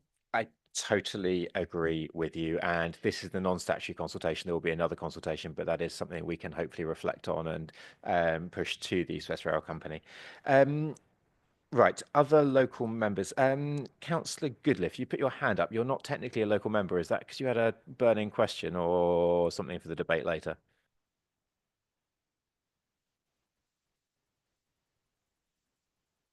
It's aligned to what Councillor Smith has just said. We do have a in-person event today in Cherry Hinton, which I will attend later, obviously. But my point around this is the letters that my local residents have received, particularly around those who have houses that back onto the rail line and things. It's about the wording and the way that this is set out, and I know that our response is huge to this, but actually those letters have not been easy to read. They're not easy for people to understand. They don't know whether they're looking at a compulsory purchase order or not, and actually I'd like our response to East West Rail to reflect that they need to make this far less complex in the language that they're using to residents, so that it's easy to understand what they're saying to our local residents, please. Thank you, Councillor Goodliff. I was going to come on to that in the debate later on, but maybe we can come back to that. So other local members now. Members will be aware that Councillor Kindersley, who is technically not a local member, but is in a division affected by this, has sent in a very long email. I'm not going to suggest that we read that now. It's about 2,000 words, which I think would take up about 15 minutes of the committee. But please, I do draw your attention to that input. There is a lot of very good information and things in there. So please do go and read that. I'm going to ask Dan if we can reflect that in the meeting minutes, and that officers will consider that as well. I just think for time purposes, 2,000 words is perhaps a little bit long to read out. Dan. Thanks, Chair. Just to note that it's also been published on the meeting website, so it's available to the public to read as well. Sorry, Nick. Thank you, Nick. Apologies. We obviously lost Dan a while ago. Thank you, Nick. We now have another letter that's coming from Councillor Maria King. Councillor Dupre, did you want to read that or do you want me to? I know there's some questions. Okay, Councillor Dupre, I'll come to you to read that out then from Councillor Maria King. Thank you. Councillor King has asked me, one of the three Kings has asked me to read this in her absence, inevitable absence. And she says, "Dear colleagues, as a representative of the Sawston and Shelfords division, which includes the villages of Haslingfield, Harston, Newton, Hawkston, Stapleford and Little and Great Shelford, I would like to thank the officers for preparing a thorough and compelling response to the current EWR consultation. It will come as no surprise that certain aspects of the current EWR proposals bring the sense of anxiety and uncertainty to the residents I represent. As such, I would like to encourage all my colleagues across the County Council to not only provide scrutiny and a critical friend support to the EWR team, but also to engage with the residents to support them with timely and clear communications and relevant information. More specifically, I would like to encourage the County Council officers to help EWR to take a genuine place-based approach to assess the impact of both the construction and operation of the railway. This would include, for example, an assessment of the EWR construction, coupled with a number of other smaller, more local transport schemes on the villages of Harston and Newton.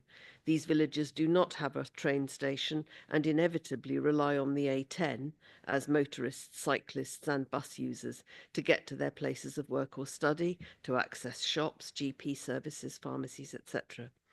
As residents of these villages, we would like to see a detailed plan of measures which will be taken to maintain our A10 connectivity during the long period of construction.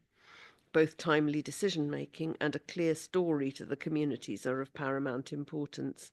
As a local authority in charge of highways, education and social care, I strongly believe we have a role to play. Talking of education, I would encourage County Council colleagues to provide the EWR with a complete and up-to-date assessment of the impact the proposed route will have on several schools in my division and outside it. Examples include Harston and Newton Primary School, where the proposed closure of the Station Road level crossing is likely to make the journey to school longer and more complicated, both for parents driving children to school and for active travel road users. Harston and Newton Primary School is an excellent but small school and therefore financially vulnerable, with a close-knit community across both villages. Another example of a potentially affected demographic are students who attend Selwyn Hall Special School in Foxton. The school is situated on the A10 at Foxton and attracts students from across many catchments who, due to their special needs and vulnerabilities, often have to be taken in individual transport. Again, the proposed realignment of the A10 south of Harston has to take into account the impact of construction on these most vulnerable of our residents. Thank you and best of luck with your discussion. I apologise that I cannot be here today. Councillor Maria King, on behalf of the residents of Haslingfield, Harston, Newton, Hawkston, Stapleford and Little and Great Shelford. Thank you very much, Councillor Dupre and Councillor Maria King, for submitting that. In terms of other local members, I believe Councillor Shaler and I are the only other local members in the room, or is Councillor... Okay, I've got hands up. Okay, let's go. Councillor Daunton, did you want to say something first? Well, if you're talking about Cambridge East, then I will be a local member. Okay, what I'm going to say is we're going to have a debate, but if there's anybody that would like to make kind of a statement or a point as a, you know, the way it reflects their division, so I'll allow you to be parochial at this point for your division, then please do so. So Councillor Daunton, do you want to say something about how it affects your division first?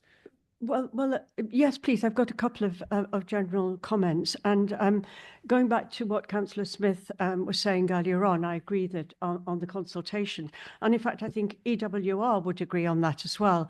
I went along to the event on Saturday in a hotel close to Cambridge Station, and there were so many people there that you could hardly get in the room.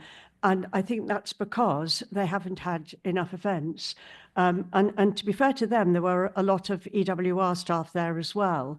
But because of the press of people, it was quite difficult for everybody to have their say.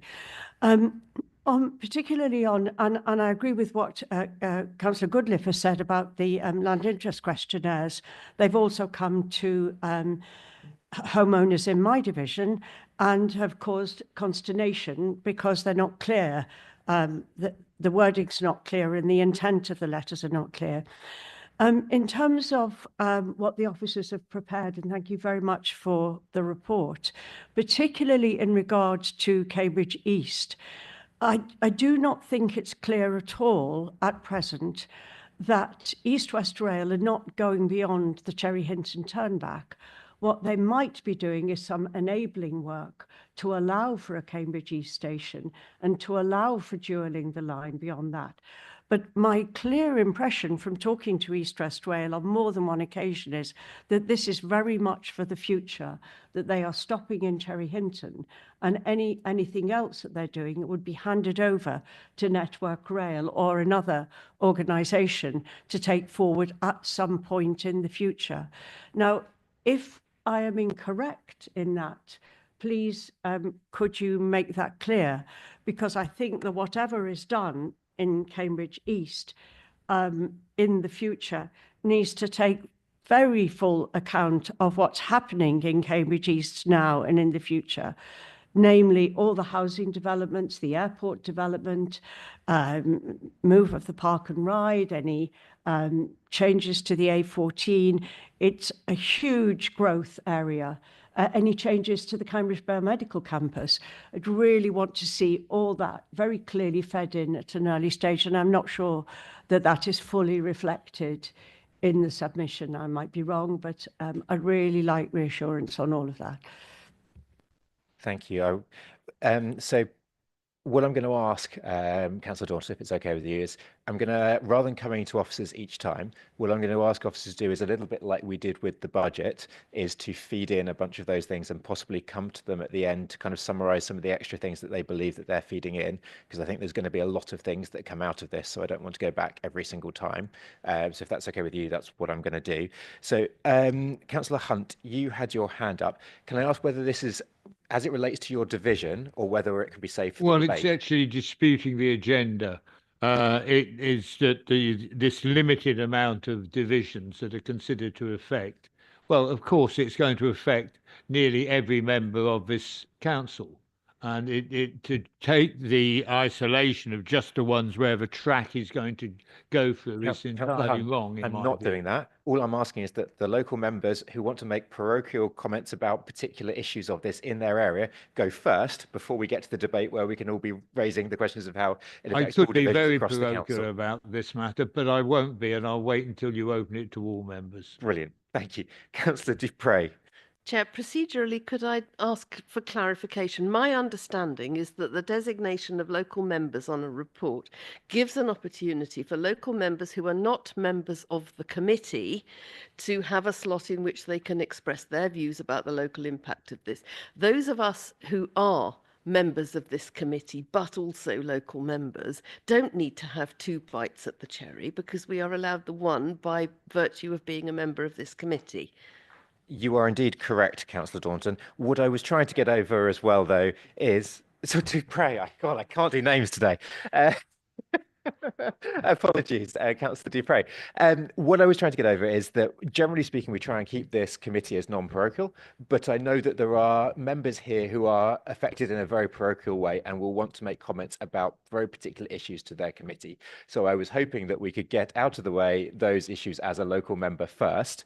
I know in my ward there are things that I would like to say, that I would like to reflect me as a local member rather than my view as a member of this committee. So I was hoping we could do that first. So the other local members that we do have in the room, technically, are also Councillor Shaler. So Councillor Shaler, I'm going to invite you. Do you want to say anything how it affects your division of Romsey? And thank you. I don't normally do the parochial thing, but this time. Yes, so also in my division, there have been letters that have raised concerns with locals. And so I think this is a problem across the board. I would like to draw attention to the fact that from Cambridge North Station to Central Station, 22% of journeys that begin in the North Station of Cambridge, end in the Central Station already. When we open Cambridge South, this is expected to dramatically rise. So I want to encourage a Cambridge East station if we can at all. This is starting to build something that looks like an urban rail system. I know we're talking about East West Rail coming all the way across the country, but within Cambridge, it has huge potential, and along with bus reform and all this sort of thing. The other thing I'd like to mention in my own division is eastern access to the central station. This is something that the local people have strong views on, and they tend to agree that access for active travel is very much supported. If it means a whole lot of cars and other traffic coming into their area, they're not quite so supportive. If we do go down the route of eastern access to the central station is very overcrowded, and there have been proposals for doing exactly this to help with that situation. If we do go down that route, I would like to put forward a proposal to improve cycle parking facilities. The current cycle parking facilities at the central station in Cambridge are woefully inadequate. They were inadequate before they even opened.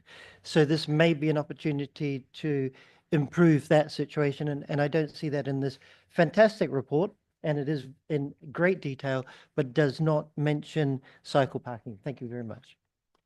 Thank you, Councillor Shaler. Okay, so before I open it up to absolutely everybody, as you're the local member for Queen Edith, who this does affect as well, personally, I really do see the long-term benefit East West Rail, and I'm very happy for it to come forwards. However, there is no doubt that there is going to be some pain in the short to medium term, and I think it is incumbent on us as a council to be really challenging East West Rail and making sure that that pain is reduced as far as possible, and that we're doing what we can to mitigate and manage that. In relation to my own division, I have a large amount of concern over Long Road. So Long Road is going to be closed while they build a new railway bridge under it, from what I can understand. I think we need to be pushing East West Rail on a response on this one to be looking at how that can be mitigated. I looked at the GCP actually as an example here, and that when they built the cycle pass under Newmarket Road, they were able to close Newmarket Road just for a weekend. And for anybody that saw that happening, it was a feat of engineering magnificence.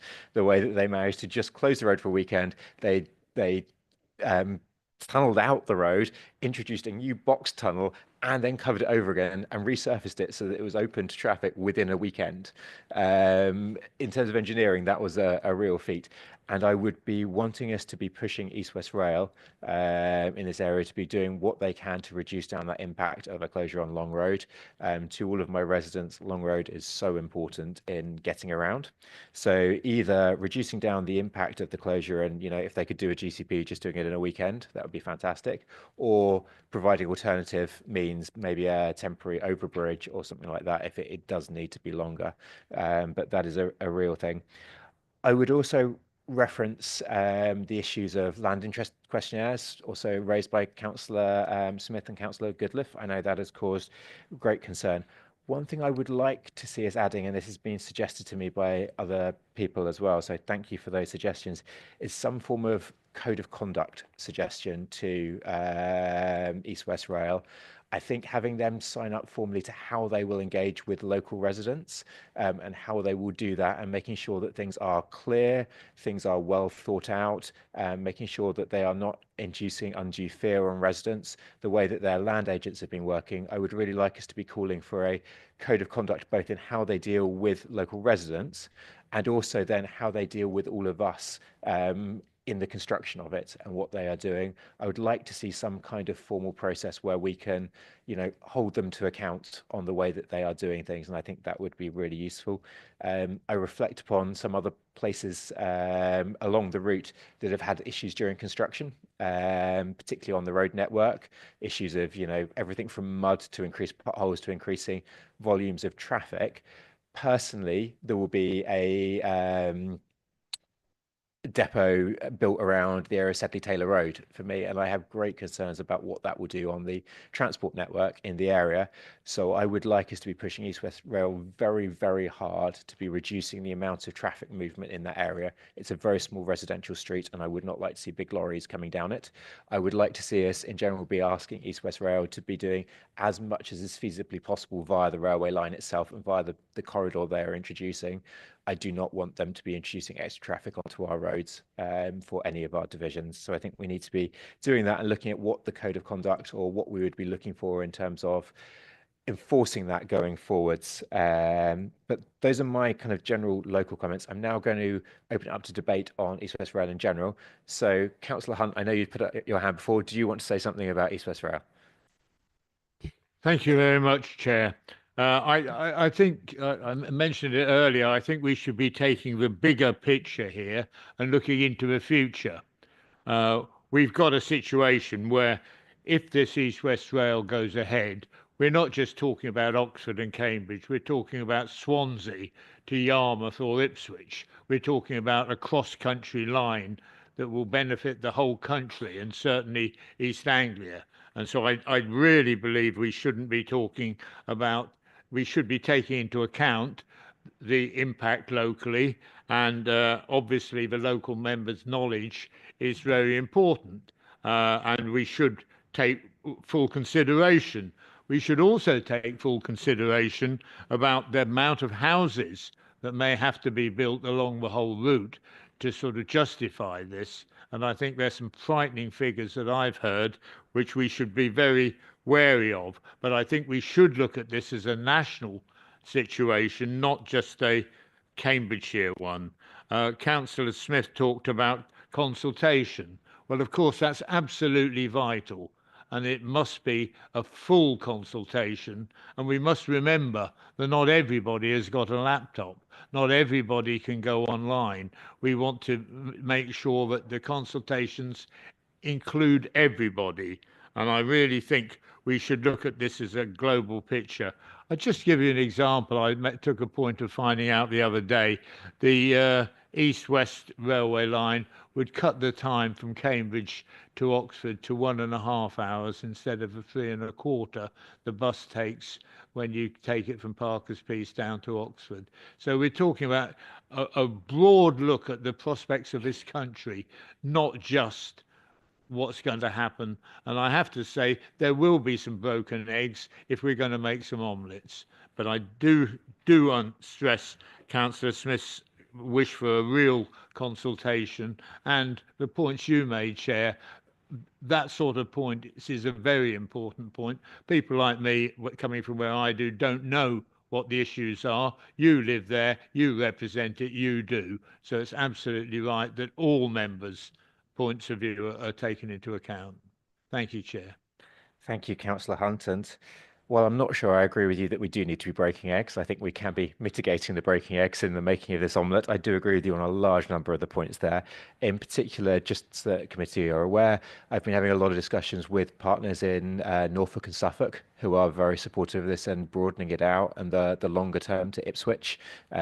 Everyone's been talking about Ely and Hawley area capacity enhancements. Some members of this committee might know about those, and how in the future there's a lot of push within the Transport East response to this, I know, for those Ely and Hawley improvements that will really allow a lot more connectivity beyond Cambridge towards Ipswich and Norfolk that will really see the benefits of this. So that's a really important point, though, that where this expands across a much wider geography than just Cambridgeshire.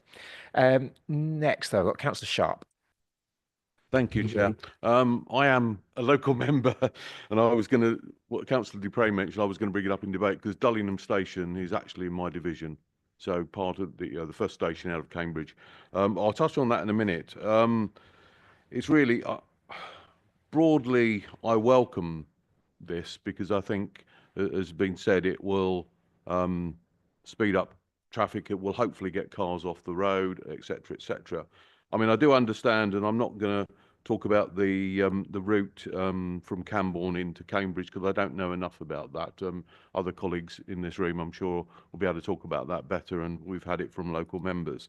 My concerns on the route, sort of from Bedford to Cambridge, is I've got concerns around a lack of a St Neots station, and I know other colleagues in Huntingdonshire have been lobbying or talking to that, but that would, and maybe, and again, I've seen comments come forward from South Cam or from county council members in South Cambs about maybe a station between Cambourne and Cambridge to pick up, rather than people having to drive from those villages, they've got a train line going straight past their house almost, and yet they've got to go miles to get a train. But similarly, it's meant to be a faster route, as I think Councillor Milnes made at a point at a recent meeting I was at. I don't understand the logic of the Tempsford station, but that's outside of our domain. I think it's in a bizarre place, although obviously the amount of building is going to happen there. And equally, I share the thoughts of members around there needs to be a full consultation, because this is obviously a massive event for a lot of people. It's going to cause a lot of, and it still is probably, it currently is causing a lot of angst for people. So I think that's important. Just touching on Cambridge East, as I say, Dullingham Station is in my division. I'd welcome a Cambridge East station, providing it doesn't dilute the service that's coming in from Newmarket and Ipswich, and I'll explain that. Currently, it's a one-track line from Dullingham, or from just the other, from just east of Newmarket into Cambridge, going through, and I use it reasonably often. We obviously got to look at dualling the line, because without that we can't get improved services. Ely, as Chair has mentioned, Ely area enhancement and Snellwell Loop, Hawley Junction and Snellwell Loop are very, very important. And it's just getting more regular services in. I mean, I live on the main road that comes out of Newmarket towards Cambridge, and the traffic in the morning, and I'm sure, all right, a lot of that will be going on the A14, but a lot of it is coming into Cambridge. Bury St Edmunds, there's lots of building going on in Bury. I know it's in Suffolk, but I'm aware of lots of people who live in Bury work in Cambridge or education in Cambridge, because it's, we've got all of the satellite towns around Cambridge, Haverhill, Royston, St Neots, because it's cheaper for them to live. They can't either physically or cost-wise live in Cambridge. So it's in, and again, if we're looking at getting cars off the road, and I know it's problematic, but I live right next door to the July Racecourse, which is in Cambridgeshire. The Rolling Mile is in Suffolk. But on the Friday nights, you've got 25,000 people at those music events. Well, there was on one of them, a bit lower on the number, all coming there by car. I know it's a later event, so you might not practically be able to get rail, but the more we can get those cars off the road and onto rail, the better. So I broadly welcome it, and I'm looking for, obviously, we've got a lot more detail and consultation to go through, but I'm broadly in favour of the outlined approach. Thank you. Thank you very much, Councillor Sharp. I should point out, I'm sure members are aware, this is the non-statutory consultation. East West Rail will be having to do a statutory consultation as well. So this will be coming back again, for any that isn't aware. Councillor King. Thank you, Chair. Yes, I think that I'm possibly the only member here whose division does not have a railway in it. That will no doubt soon be remedied at some point, maybe in the next century. I'm not an expert on East West Rail, but I've obviously read the papers and I've listened to the comments, and they all seem to me to make a great deal of sense. Very happy to support all of those. Just one suggestion, because I was shocked that the letters were so opaque, and it's quite easy to remedy that. I've used in the past an organization that provides translations into plain English that people can understand. And I think that we ought to make that suggestion to East West Rail, that they use that rather than trying to make it up off the hoof. We all have our own language, in our own spheres of work, and clearly East West Rail do, that the public don't understand. So, thank you. Thank you, Councillor King. Councillor MacDonald.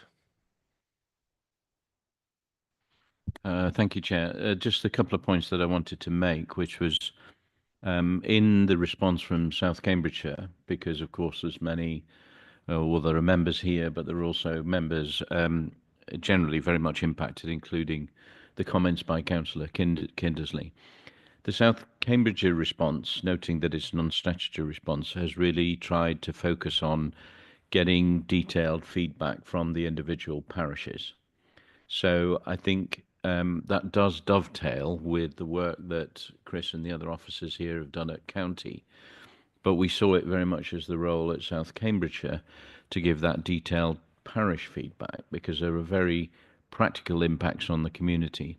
And one just to highlight is, which will need a lot of consideration in the statutory response, is the 3,500 home development at Bourne Airfield.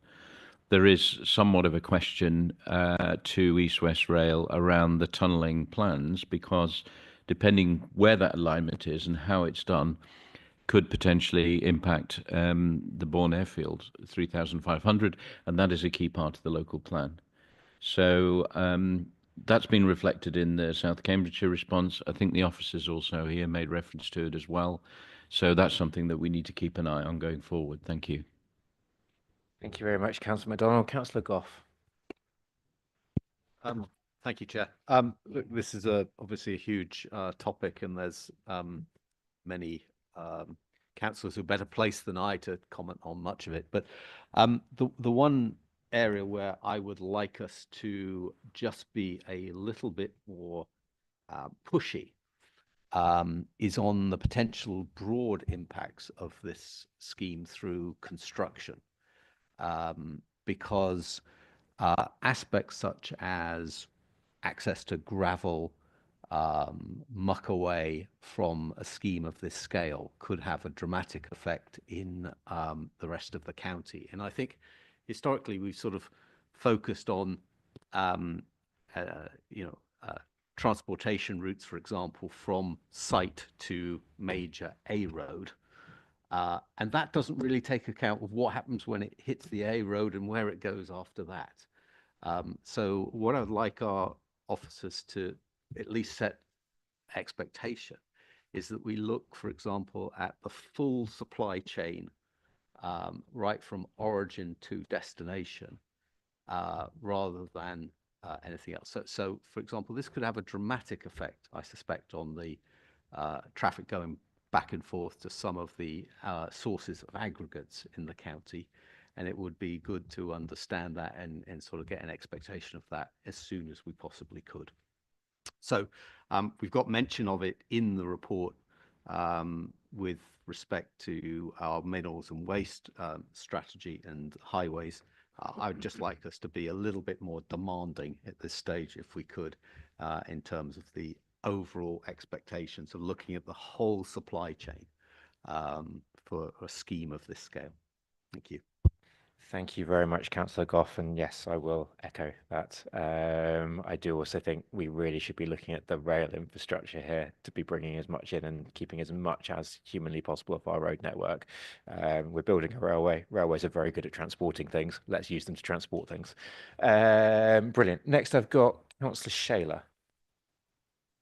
Oops, thank you, Chair. And to go along with that theme, freight is mentioned in the report. And I would like to underline it, that the use of rail for freight is a non-trivial concern for this committee, and to get HGVs off our roads. And, we have the largest container port in the country out east, and it would be great to get more of that on there.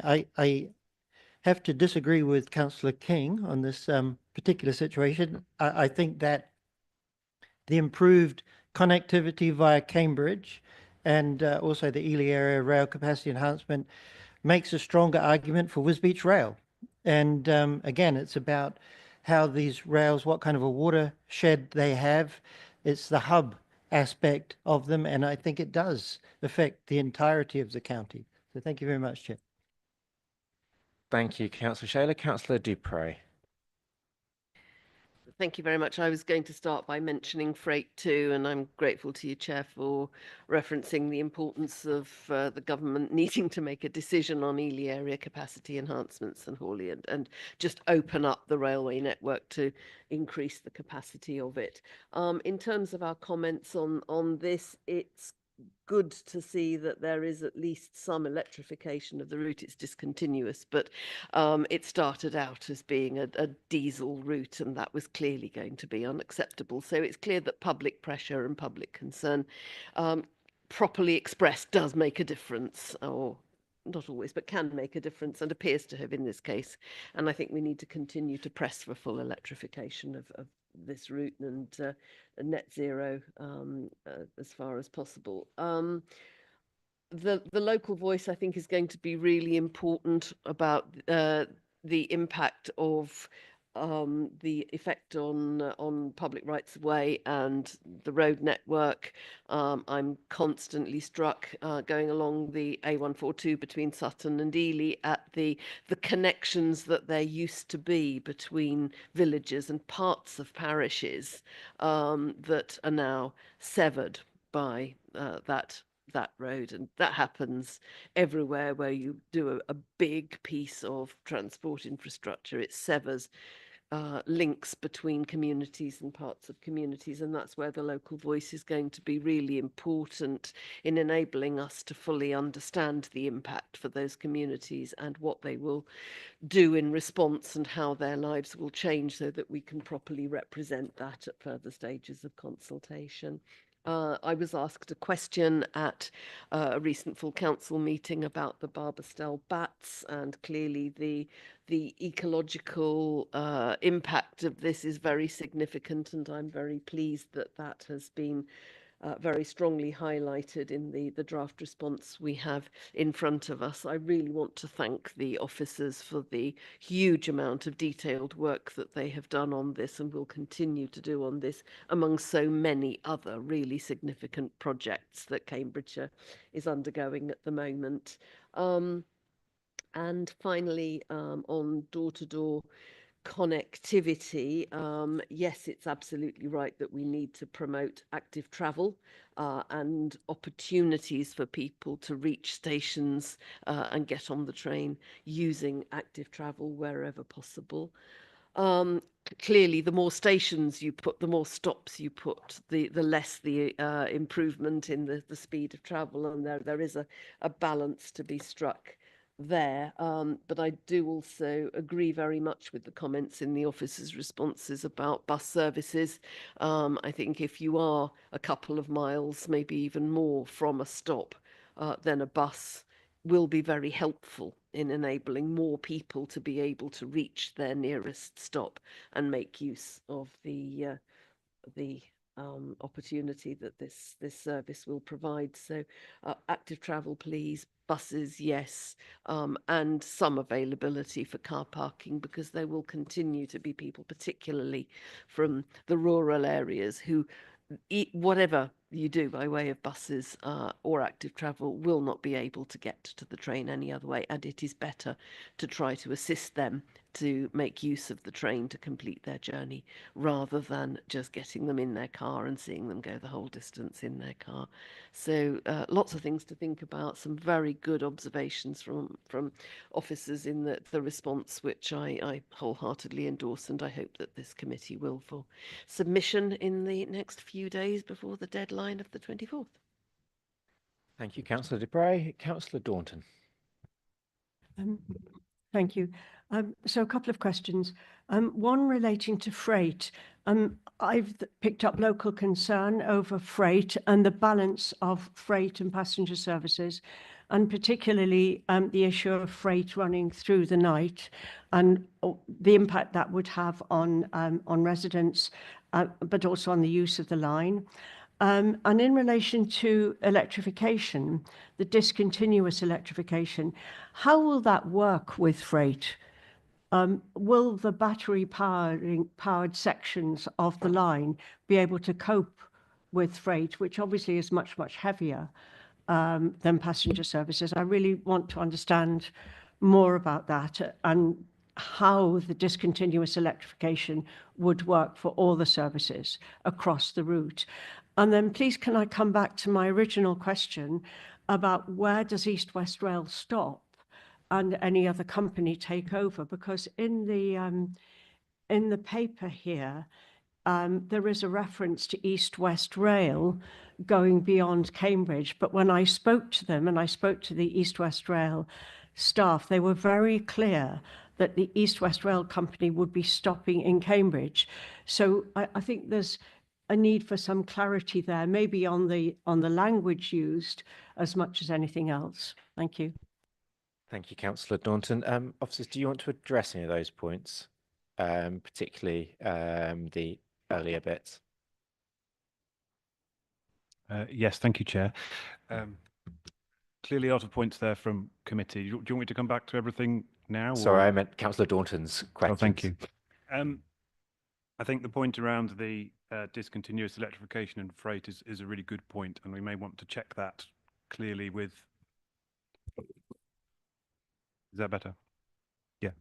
I think we may want to check in detail the point with East West Rail themselves around discontinuous electrification and freight, and we can cover that in the response and seek a good technical answer from them before we get too much further. I think it's a very good question. I think my understanding, which again I would go to the experts on this and check with the developer, is that the battery sections, I think they do struggle with freight because of the weight. So I think that's as you've outlined. So that's my understanding, but I think we should check that. And in regards to the point around where East West Rail stops, which is, I think, a question of scope, I think there's two answers to that. One is that within what East West Rail have put forward for consultation this time, they do have a clear scope, and it does stop where you've outlined within, to the east there. But in the longer term, there are discussions, active discussions and aspirations through Transport East and East West Rail Eastern section for further links, as other members of the committee have described, to go on to Norwich and Ipswich and beyond. So in terms of future schemes, the council's response considers that in the same way that, Oxford to Bedford to Milton Keynes, and it gets you this far, then there's a need to go further in the future. And also, there is reference to Cambridge East Station and Cambridge Eastern Access, because although East West Rail are right, I think, at the moment to say this is our scope at the moment, in the same way that the electrification has been added to scope since the last consultation, there is the opportunity to keep pushing for benefit and keep pushing for changes to scope through our responses. So I think they're right saying, the line stop where it stops for now, but I think they and other partners would be supportive broadly of local representations on things like a new station to the east, Cambridge Eastern Access, to help make the case and influence those decisions. Is that helpful? Yes, it is helpful, and I'm sure that many people living to the east of Cambridge, in fact, many other people, whether east or not, would welcome an additional station. I think it's about expectations. So it's very much in the future. It's not something that East West Rail will be delivering as part of their package, and I think that needs to be made clear. So, Councillor Johnson, I think there's an important point of what we're asking for versus what they say they want to do. Like even if it's not within their package, that doesn't prevent us from asking for them to make it part of their package, if that makes sense. I think that's kind of the interesting point there as to what that is. But thank you very much for that. Do I have anybody else that wants to say anything? I'm aware we're going quite long at the moment. Brilliant. Okay, Councillor Shaler.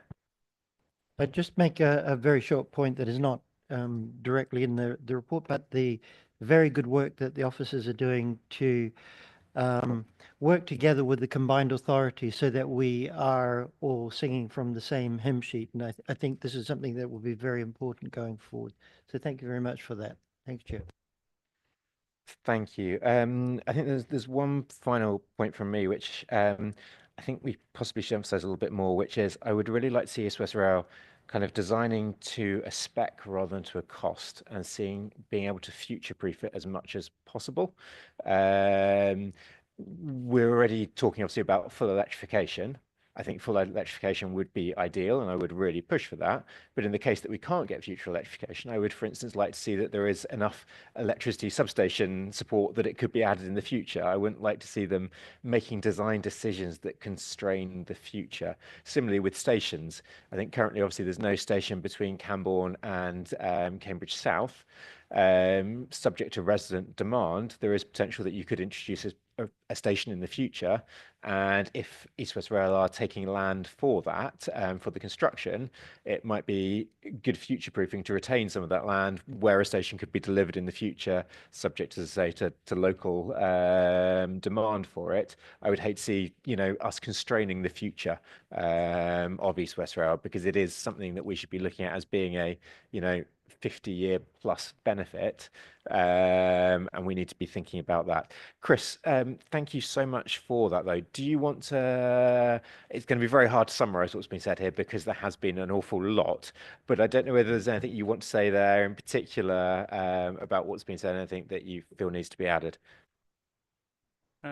Thank you, Chair. I think I'd just like to thank the committee for their well-considered comments. We've provided you with a fairly lengthy report, so thank you for taking the time to work through it and come back with points of detail and insight. So I think that's very helpful to us, both in terms of shaping and sharpening our final response before the end of the consultation. And also there are some clear messages, I think, which is helpful for officers to take back to East West Rail Company and push in particular areas. Some points which I did note generally were around consultation. So I'll go by theme if that's okay, Chair, rather than specific members. But yes, a general theme of consultation, improving consultation, both sort of quality and content and volume, I think, across the piece, and some specific concerns which I think officers have raised already, I think, and I'll look to colleagues, around the language used by some of East West Rail's letters and other things. So we can sharpen that up and feed it back Chris, within I'm the... really sorry. I think the microphones are quite quiet in here today. Any chance you can get it very close? It to may your be mouth? me, Councillor. Apologies. Yes. Am I too loud now? Is that better? So the point around consultation, simply put, is more and better, I think, is what committee is saying, and specific concerns around language in communications with residents and also members. A lot of points around issues to push for and consider through construction and mitigating construction impacts, specifically in the Harston and Newton area on the A10. Support for a number of points around electrification, which came up clearly, but also concern around construction impacts, noting logistics and how things are going to move around. My understanding is East West Rail are proposing use of the rail network as much as possible, but we need to challenge them on that and note that there are local opportunities within Cambridgeshire, such as the Railhead in the Cambridge North East area, and also the Whitemore Yard, which is the recycling yard. There may be some opportunities there for them to use that, and so we should push them on that. Noted also passive provision and the importance of future-proofing any scheme that does come forwards. And also some detailed points on BATS, freight and other things, which I think are broadly covered in the response. But we can look to take some feedback from the committee and sharpen up. Also just acknowledging the detailed response from Councillor Kinsley, which you've already referred to, and another letter as well, I think, which we'd seen. So that was it, Chair, I think. Thank you. Thank Anything you, from colleagues? Chris. I mean, the only one that I would just point to again is possibly that possibility of a code of conduct for the way that East West Rail does interact with residents and the way that they do consultation. I think having something formally laid out about how they will do that would be very useful if it is possible. Thank you very much, everyone, though. So the recommendations are to endorse the draft response of the East West Rail non-statutory consultation attached to Appendix 1, submitting to the East West Rail Company 2, and note the existing delegated authority to the Executive Director of Place and Sustainability in consultation with the Chair and Vice Chair of the Highways and Transport Committee would be used to make any changes to the proposed response following the committee's discussions and ahead of the non-statutory consultation deadline as set out in paragraph 2.7 of the report. Can I take that by affirmation that we all agree with that? Any dissent? Okay, brilliant. Okay, committee, it's now 8 minutes past 12, and I'm aware that we, by the Constitution, need to take a break.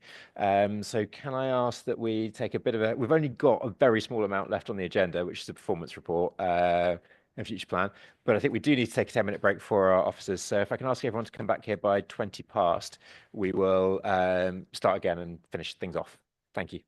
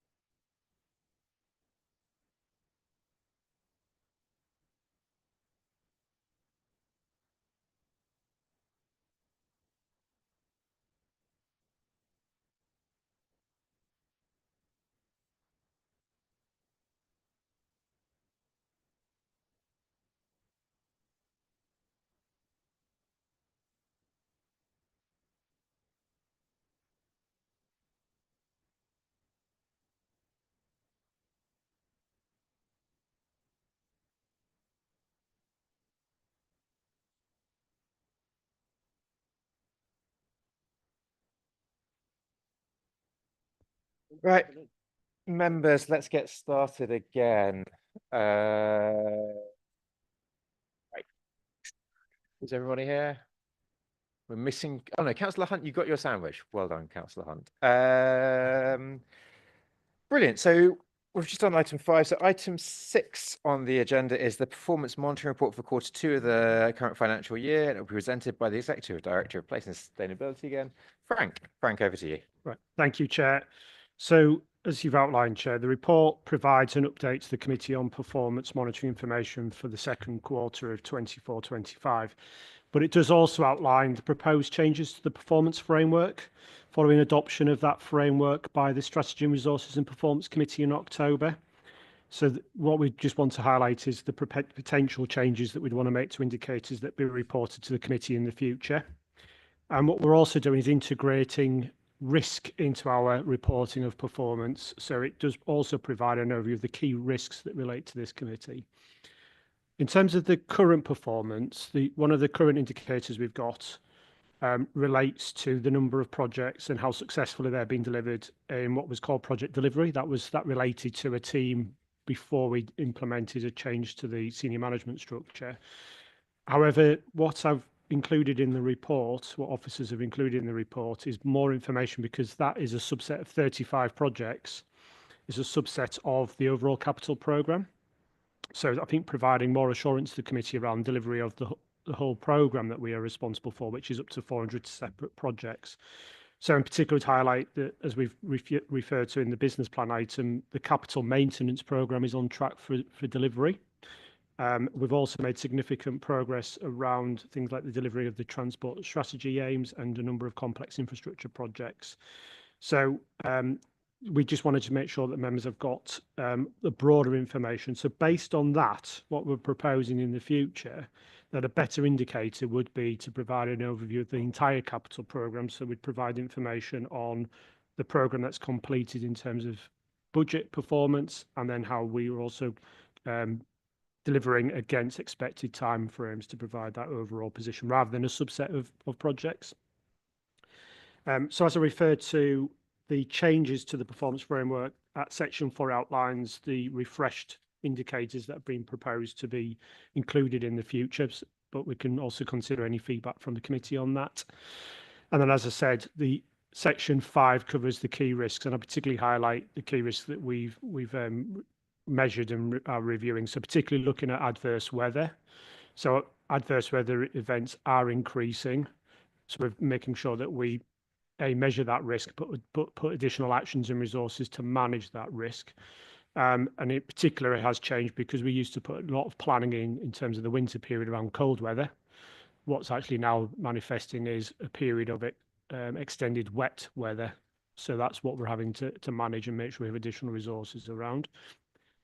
We've particularly highlighted for this year, bearing in mind this risk assessment relates to the whole directorate, the risk around budget performance and on the revenue side, because the directorate is currently overspending.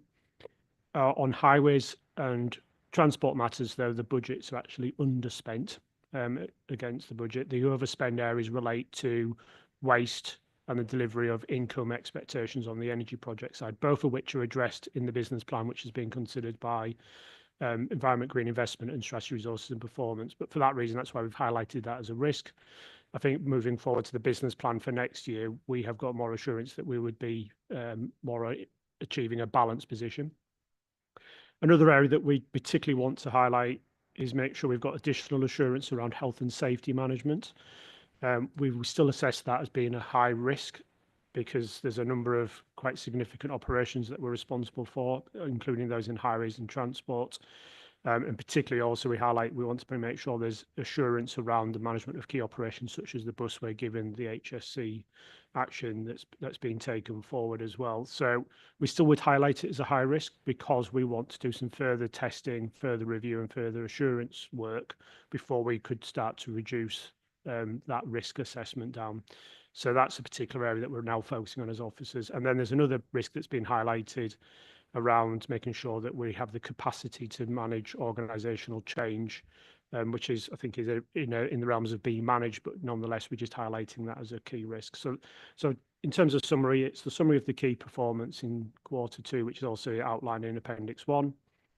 The proposals around the revised strategic indicators, and then just highlight the key risks that are summarised in the report. So, Chair, happy to take any questions. Thank you. Members, do I have any questions or comments? Councillor Dupre. Thank you. I've got one question, which is, I hope it's page 187, on the risk, the health and safety risk, which is 16 at the moment, and therefore in the red zone.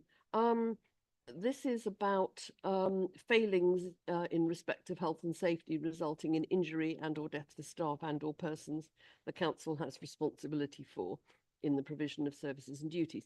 The likelihood factor there is that the council is currently being prosecuted by the Health and Safety Executive relating to the guided busway under the Health and Safety at Work Act. Well, that is a prosecution that is ongoing now, based on events that took place before 2020. And my understanding of risk is that while we try to understand what's gone on in the past, we're actually estimating risk in the future. So is a 16, is the fact that the narrative there is about what happened in a previous decade being prosecuted now, how does that relate to the risk that this may happen again, which is what I thought we were trying to get a grip on here? I'm not quite clear because that seems rather backward looking for a risk report. Okay, so I think we probably want to tighten that up a little bit. But I think the issue being that given that we're under a live prosecution, it's making sure that we can give assurance to members that we have got health and safety management under tight control. So this is not necessarily saying there's an issue in terms of health and safety management. It's a risk that there could be other issues in the way that we manage our operations. So what we're wanting to do is, having learnt from the prosecution, making sure we've got documented clear policies and procedures, clear risk assessments and actions that follow on from those risk assessments across the whole range of operations, not just the busway. So give examples around street lighting, trees management that's also been highlighted, management of risk on the highway. So I think the reason why we highlight it as a high risk, because I haven't yet got assurance as the executive director that we've got all of that documented in terms of policies, procedures, risk assessments and actions, but we are in hand in undertaking that assurance work. Once we've done that, I think we'd be able to reduce the risk down in terms of risk assessment. So we can certainly, Councillor Dupre, we can review whether we've got the justification of why it's a high risk right. It's more around the current position about being able to provide assurance that we have actually got it's not just so much about how we manage it on a day-to-day basis, it's the evidence that we can produce that this risk is being managed effectively. So that's why I've highlighted it as a high risk. Yeah. If I could just come back to that briefly. I mean, I was reading that in conjunction with page 163 and the table of the various RAG rated risks, and seeing that risk had jumped in just 6 months from 6 to 16. But what you're saying for clarity is that is an issue about documentation and assurance rather than things actually having happened that have led to an substantial increase in that risk, despite the fact that the narrative in the graph further on tells us that this is about things that happened a while ago. Okay, thank you very much. I think I feel clearer now. Yeah, and we'll make that clear in terms of that further iteration of the risk assessment report. And just finally, if I could just respond further. So we do weekly monitoring of all incidents. There's nothing in there, that weekly monitoring, that would give me an indication that the number of incidents increased. This is more about the assurance framework. Yeah, thank you. Thank you. Councillor Goodliffe. Thank you. Looking at indicator 149, I see that the 23-24 local highway improvement projects are on there. I was wondering how many of these are outstanding and when we will see them completed. And my further question is, I know that in City and almost certainly elsewhere in the county, some of our repairs and LHIs have to be delayed due to the large number of ongoing roadwork schemes, such as the UK Power Network scheme, which is closing roads in and around the city, particularly around our areas, very frequently and causing major issues, both in terms of traffic, but obviously in terms of our own programme of improvements and repairs.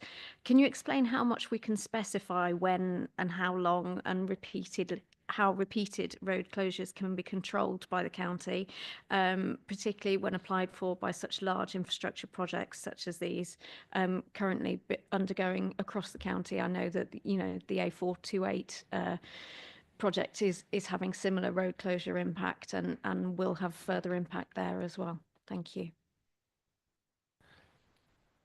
So I'll respond to the street works point, and then whilst I'm speaking, I'll ask if Josh could come up and just give an update on the local highway initiative programme.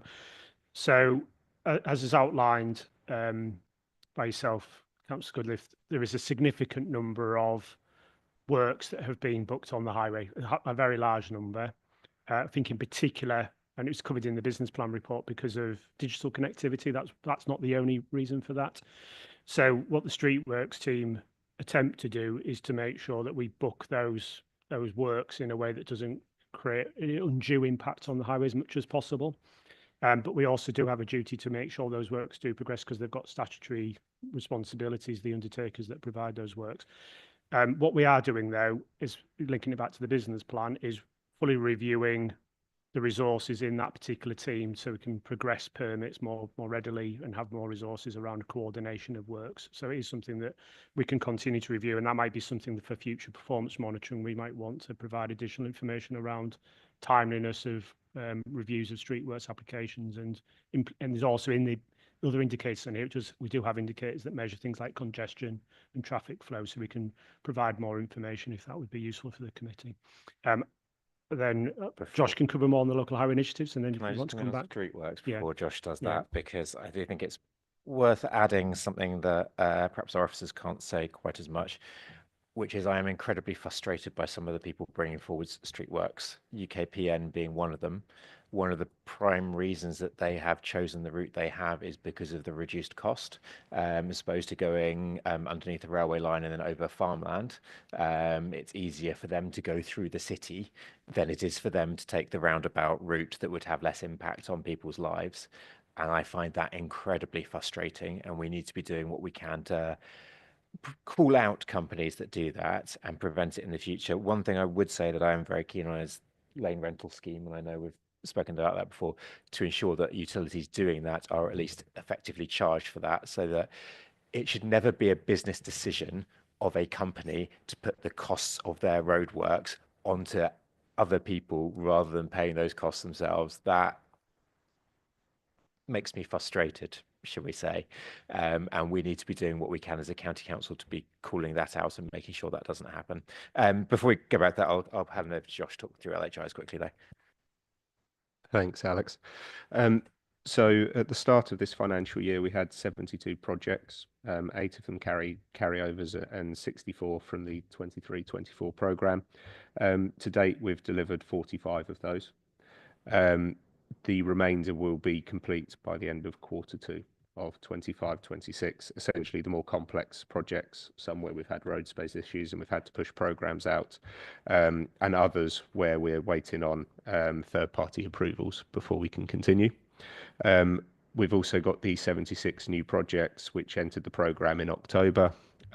One of those is already delivered, and a significant proportion are with applicants already for review and approval. So making good progress. Definitely a rolling programme, definitely some road space conflicts to overcome. But yes, good progress, I think, across the programme based on where we are today. Thank you, Josh. Councillor, Goodliff, did you want to come back in? Thank you. Can I request through you, Chair, that we look at our communications around these things and our inability to refuse things like repeated road closures when they've been applied for correctly, because I know it's a source of huge embarrassment, I think, to the county that this is what happens, and our residents are incredibly frustrated by it. And I think we need to be better at communicating what we can and cannot do, and our powers. Thank you.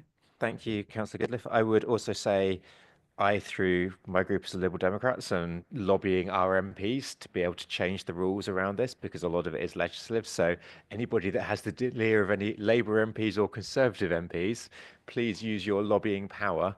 It is not something that is high up the agenda, but I believe needs to be. And you are exactly right that the legislative environment of this stops us from preventing a lot of things that the general public would expect us to be able to do so. So if anybody has any power with DFT, with MPs, please do lobby hard on this one. Councillor Daunton. Thank you. Well, yes, I support what Councillor Goodliff has just said in terms of communication. And if possible, where you can, if the road signs could indicate exactly what the roadworks are related to.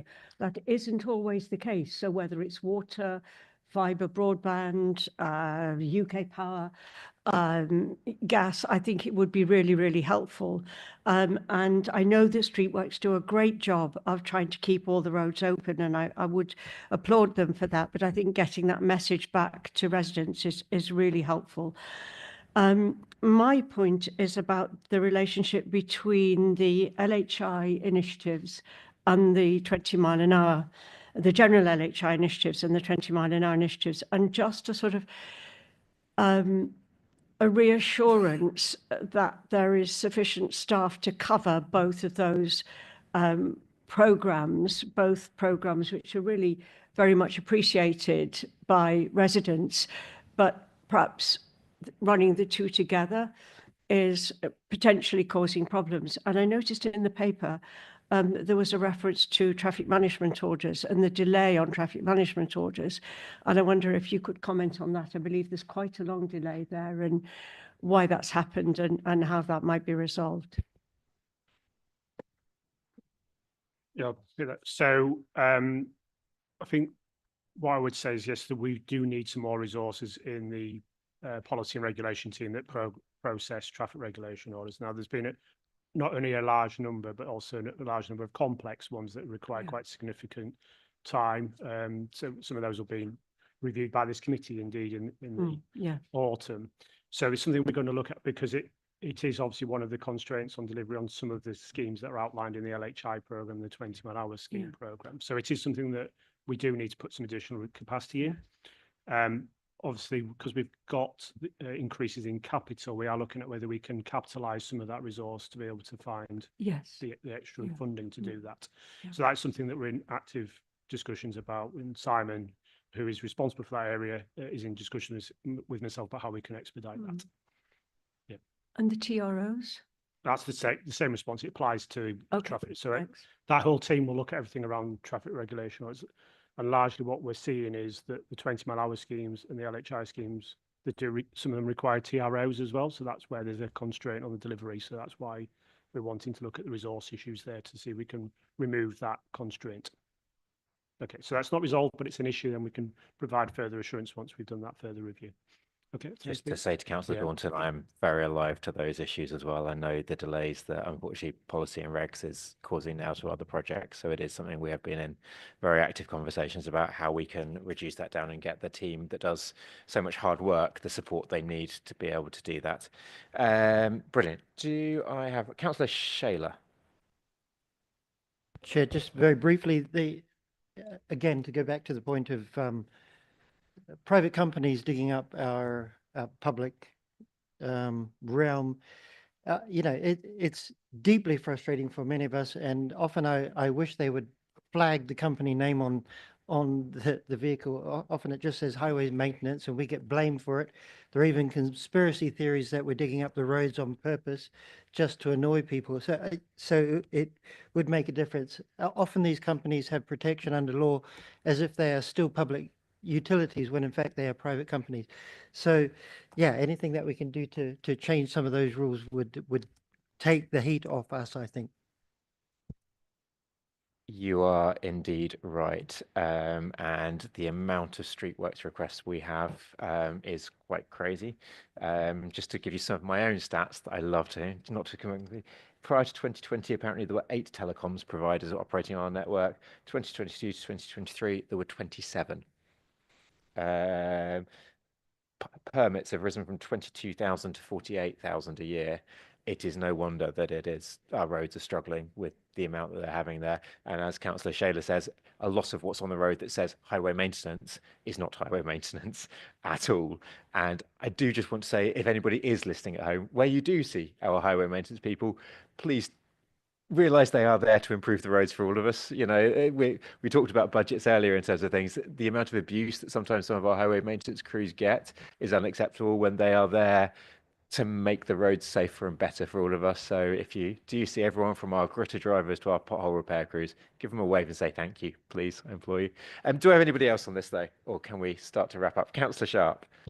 Very quickly, just touching on the street work thing. I mean, within Bottisham, we've had 2 visits in the last 18 months from the fibre teams, and it's causing lots and lots of issues. And the other knock-on effect, just which does affect residents, is obviously the where we've got the amount of roadworks going on. The bus timetable is almost thrown into massive difficulties, and therefore becomes so unreliable, so people don't use it, and it's defeating the object we're trying to do of getting more people onto buses and public transport. So it's I know we're limited in what we can do. I share your frustration with that. Let's all lobby government, Councillor Sharp. Just one other thing, actually, on an indicator. Indicator, I think 32A, the getting more people cycling, and I know it's gone up by 9% this year compared to the 2013, and obviously that, you know, there we are. It's page 169. It's gone up by 9%, which is good compared to, and previous year we didn't have the data, or the data was unreliable. I'm presuming that's purely the knock-on effect of COVID, just people just not getting back on.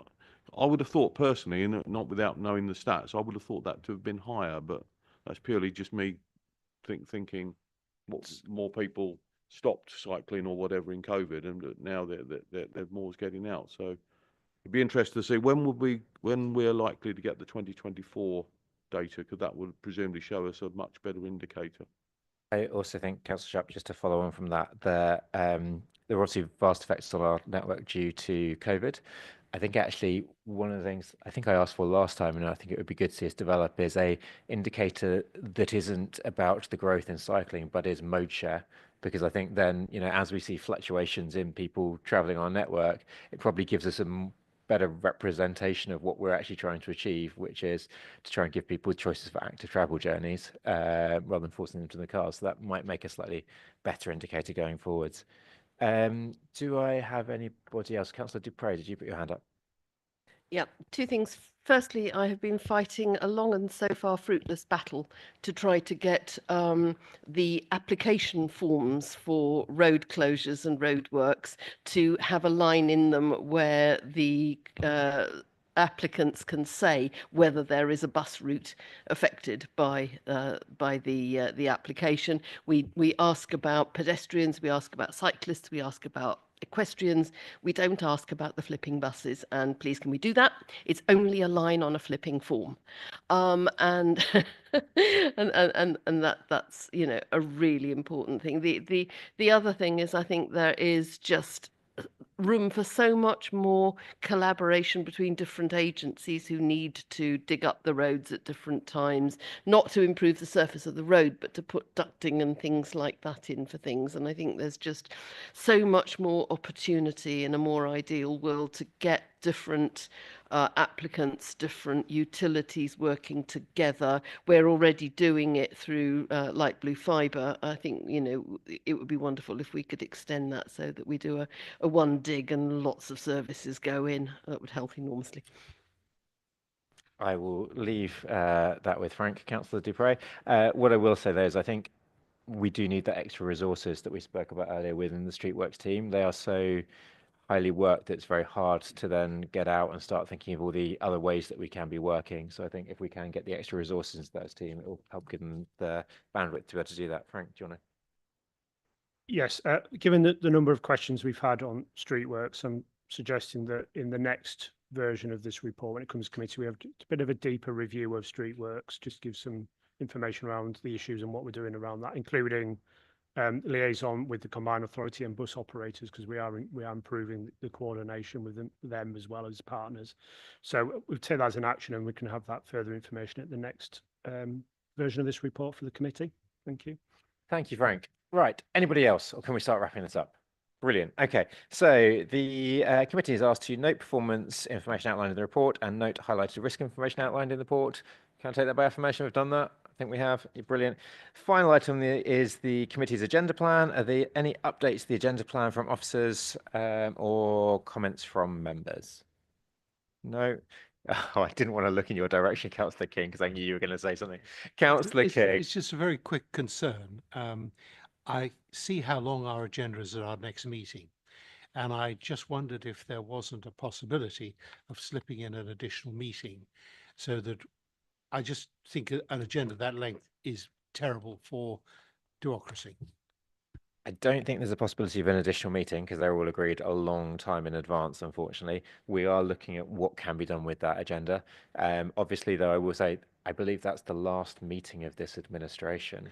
So I think we do need to look at what's on that agenda, though, and figure out what needs to be there and what can be moved. But I'll defer to Nick, but I don't think it's easy to add in an extra meeting. I think the schedule's pretty packed for the next few weeks, and because the pre-election period starts in mid-March, and so there isn't really any time to convene another meeting before then. So sorry about that, but we'll be a long meeting. Councillor Hunt. Yes, thank you, Chair. I assume at the last meeting with administration, we will finally put to bed the A1421, and there will be an IRP report about either work will have started or there'll be a report that says what will be done. And I'm sure you'd like to correctly. Yeah, I'm sure you'd like to end your reign on a high. Assume correctly. Right. Okay. Anybody? Well, can you answer that, Chair? I said you assume correctly that there will be a report on it. Thank you.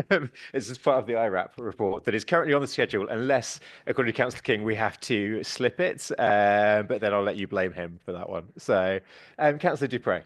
Chair, I was trying to bite my tongue, but I was biting through my tongue.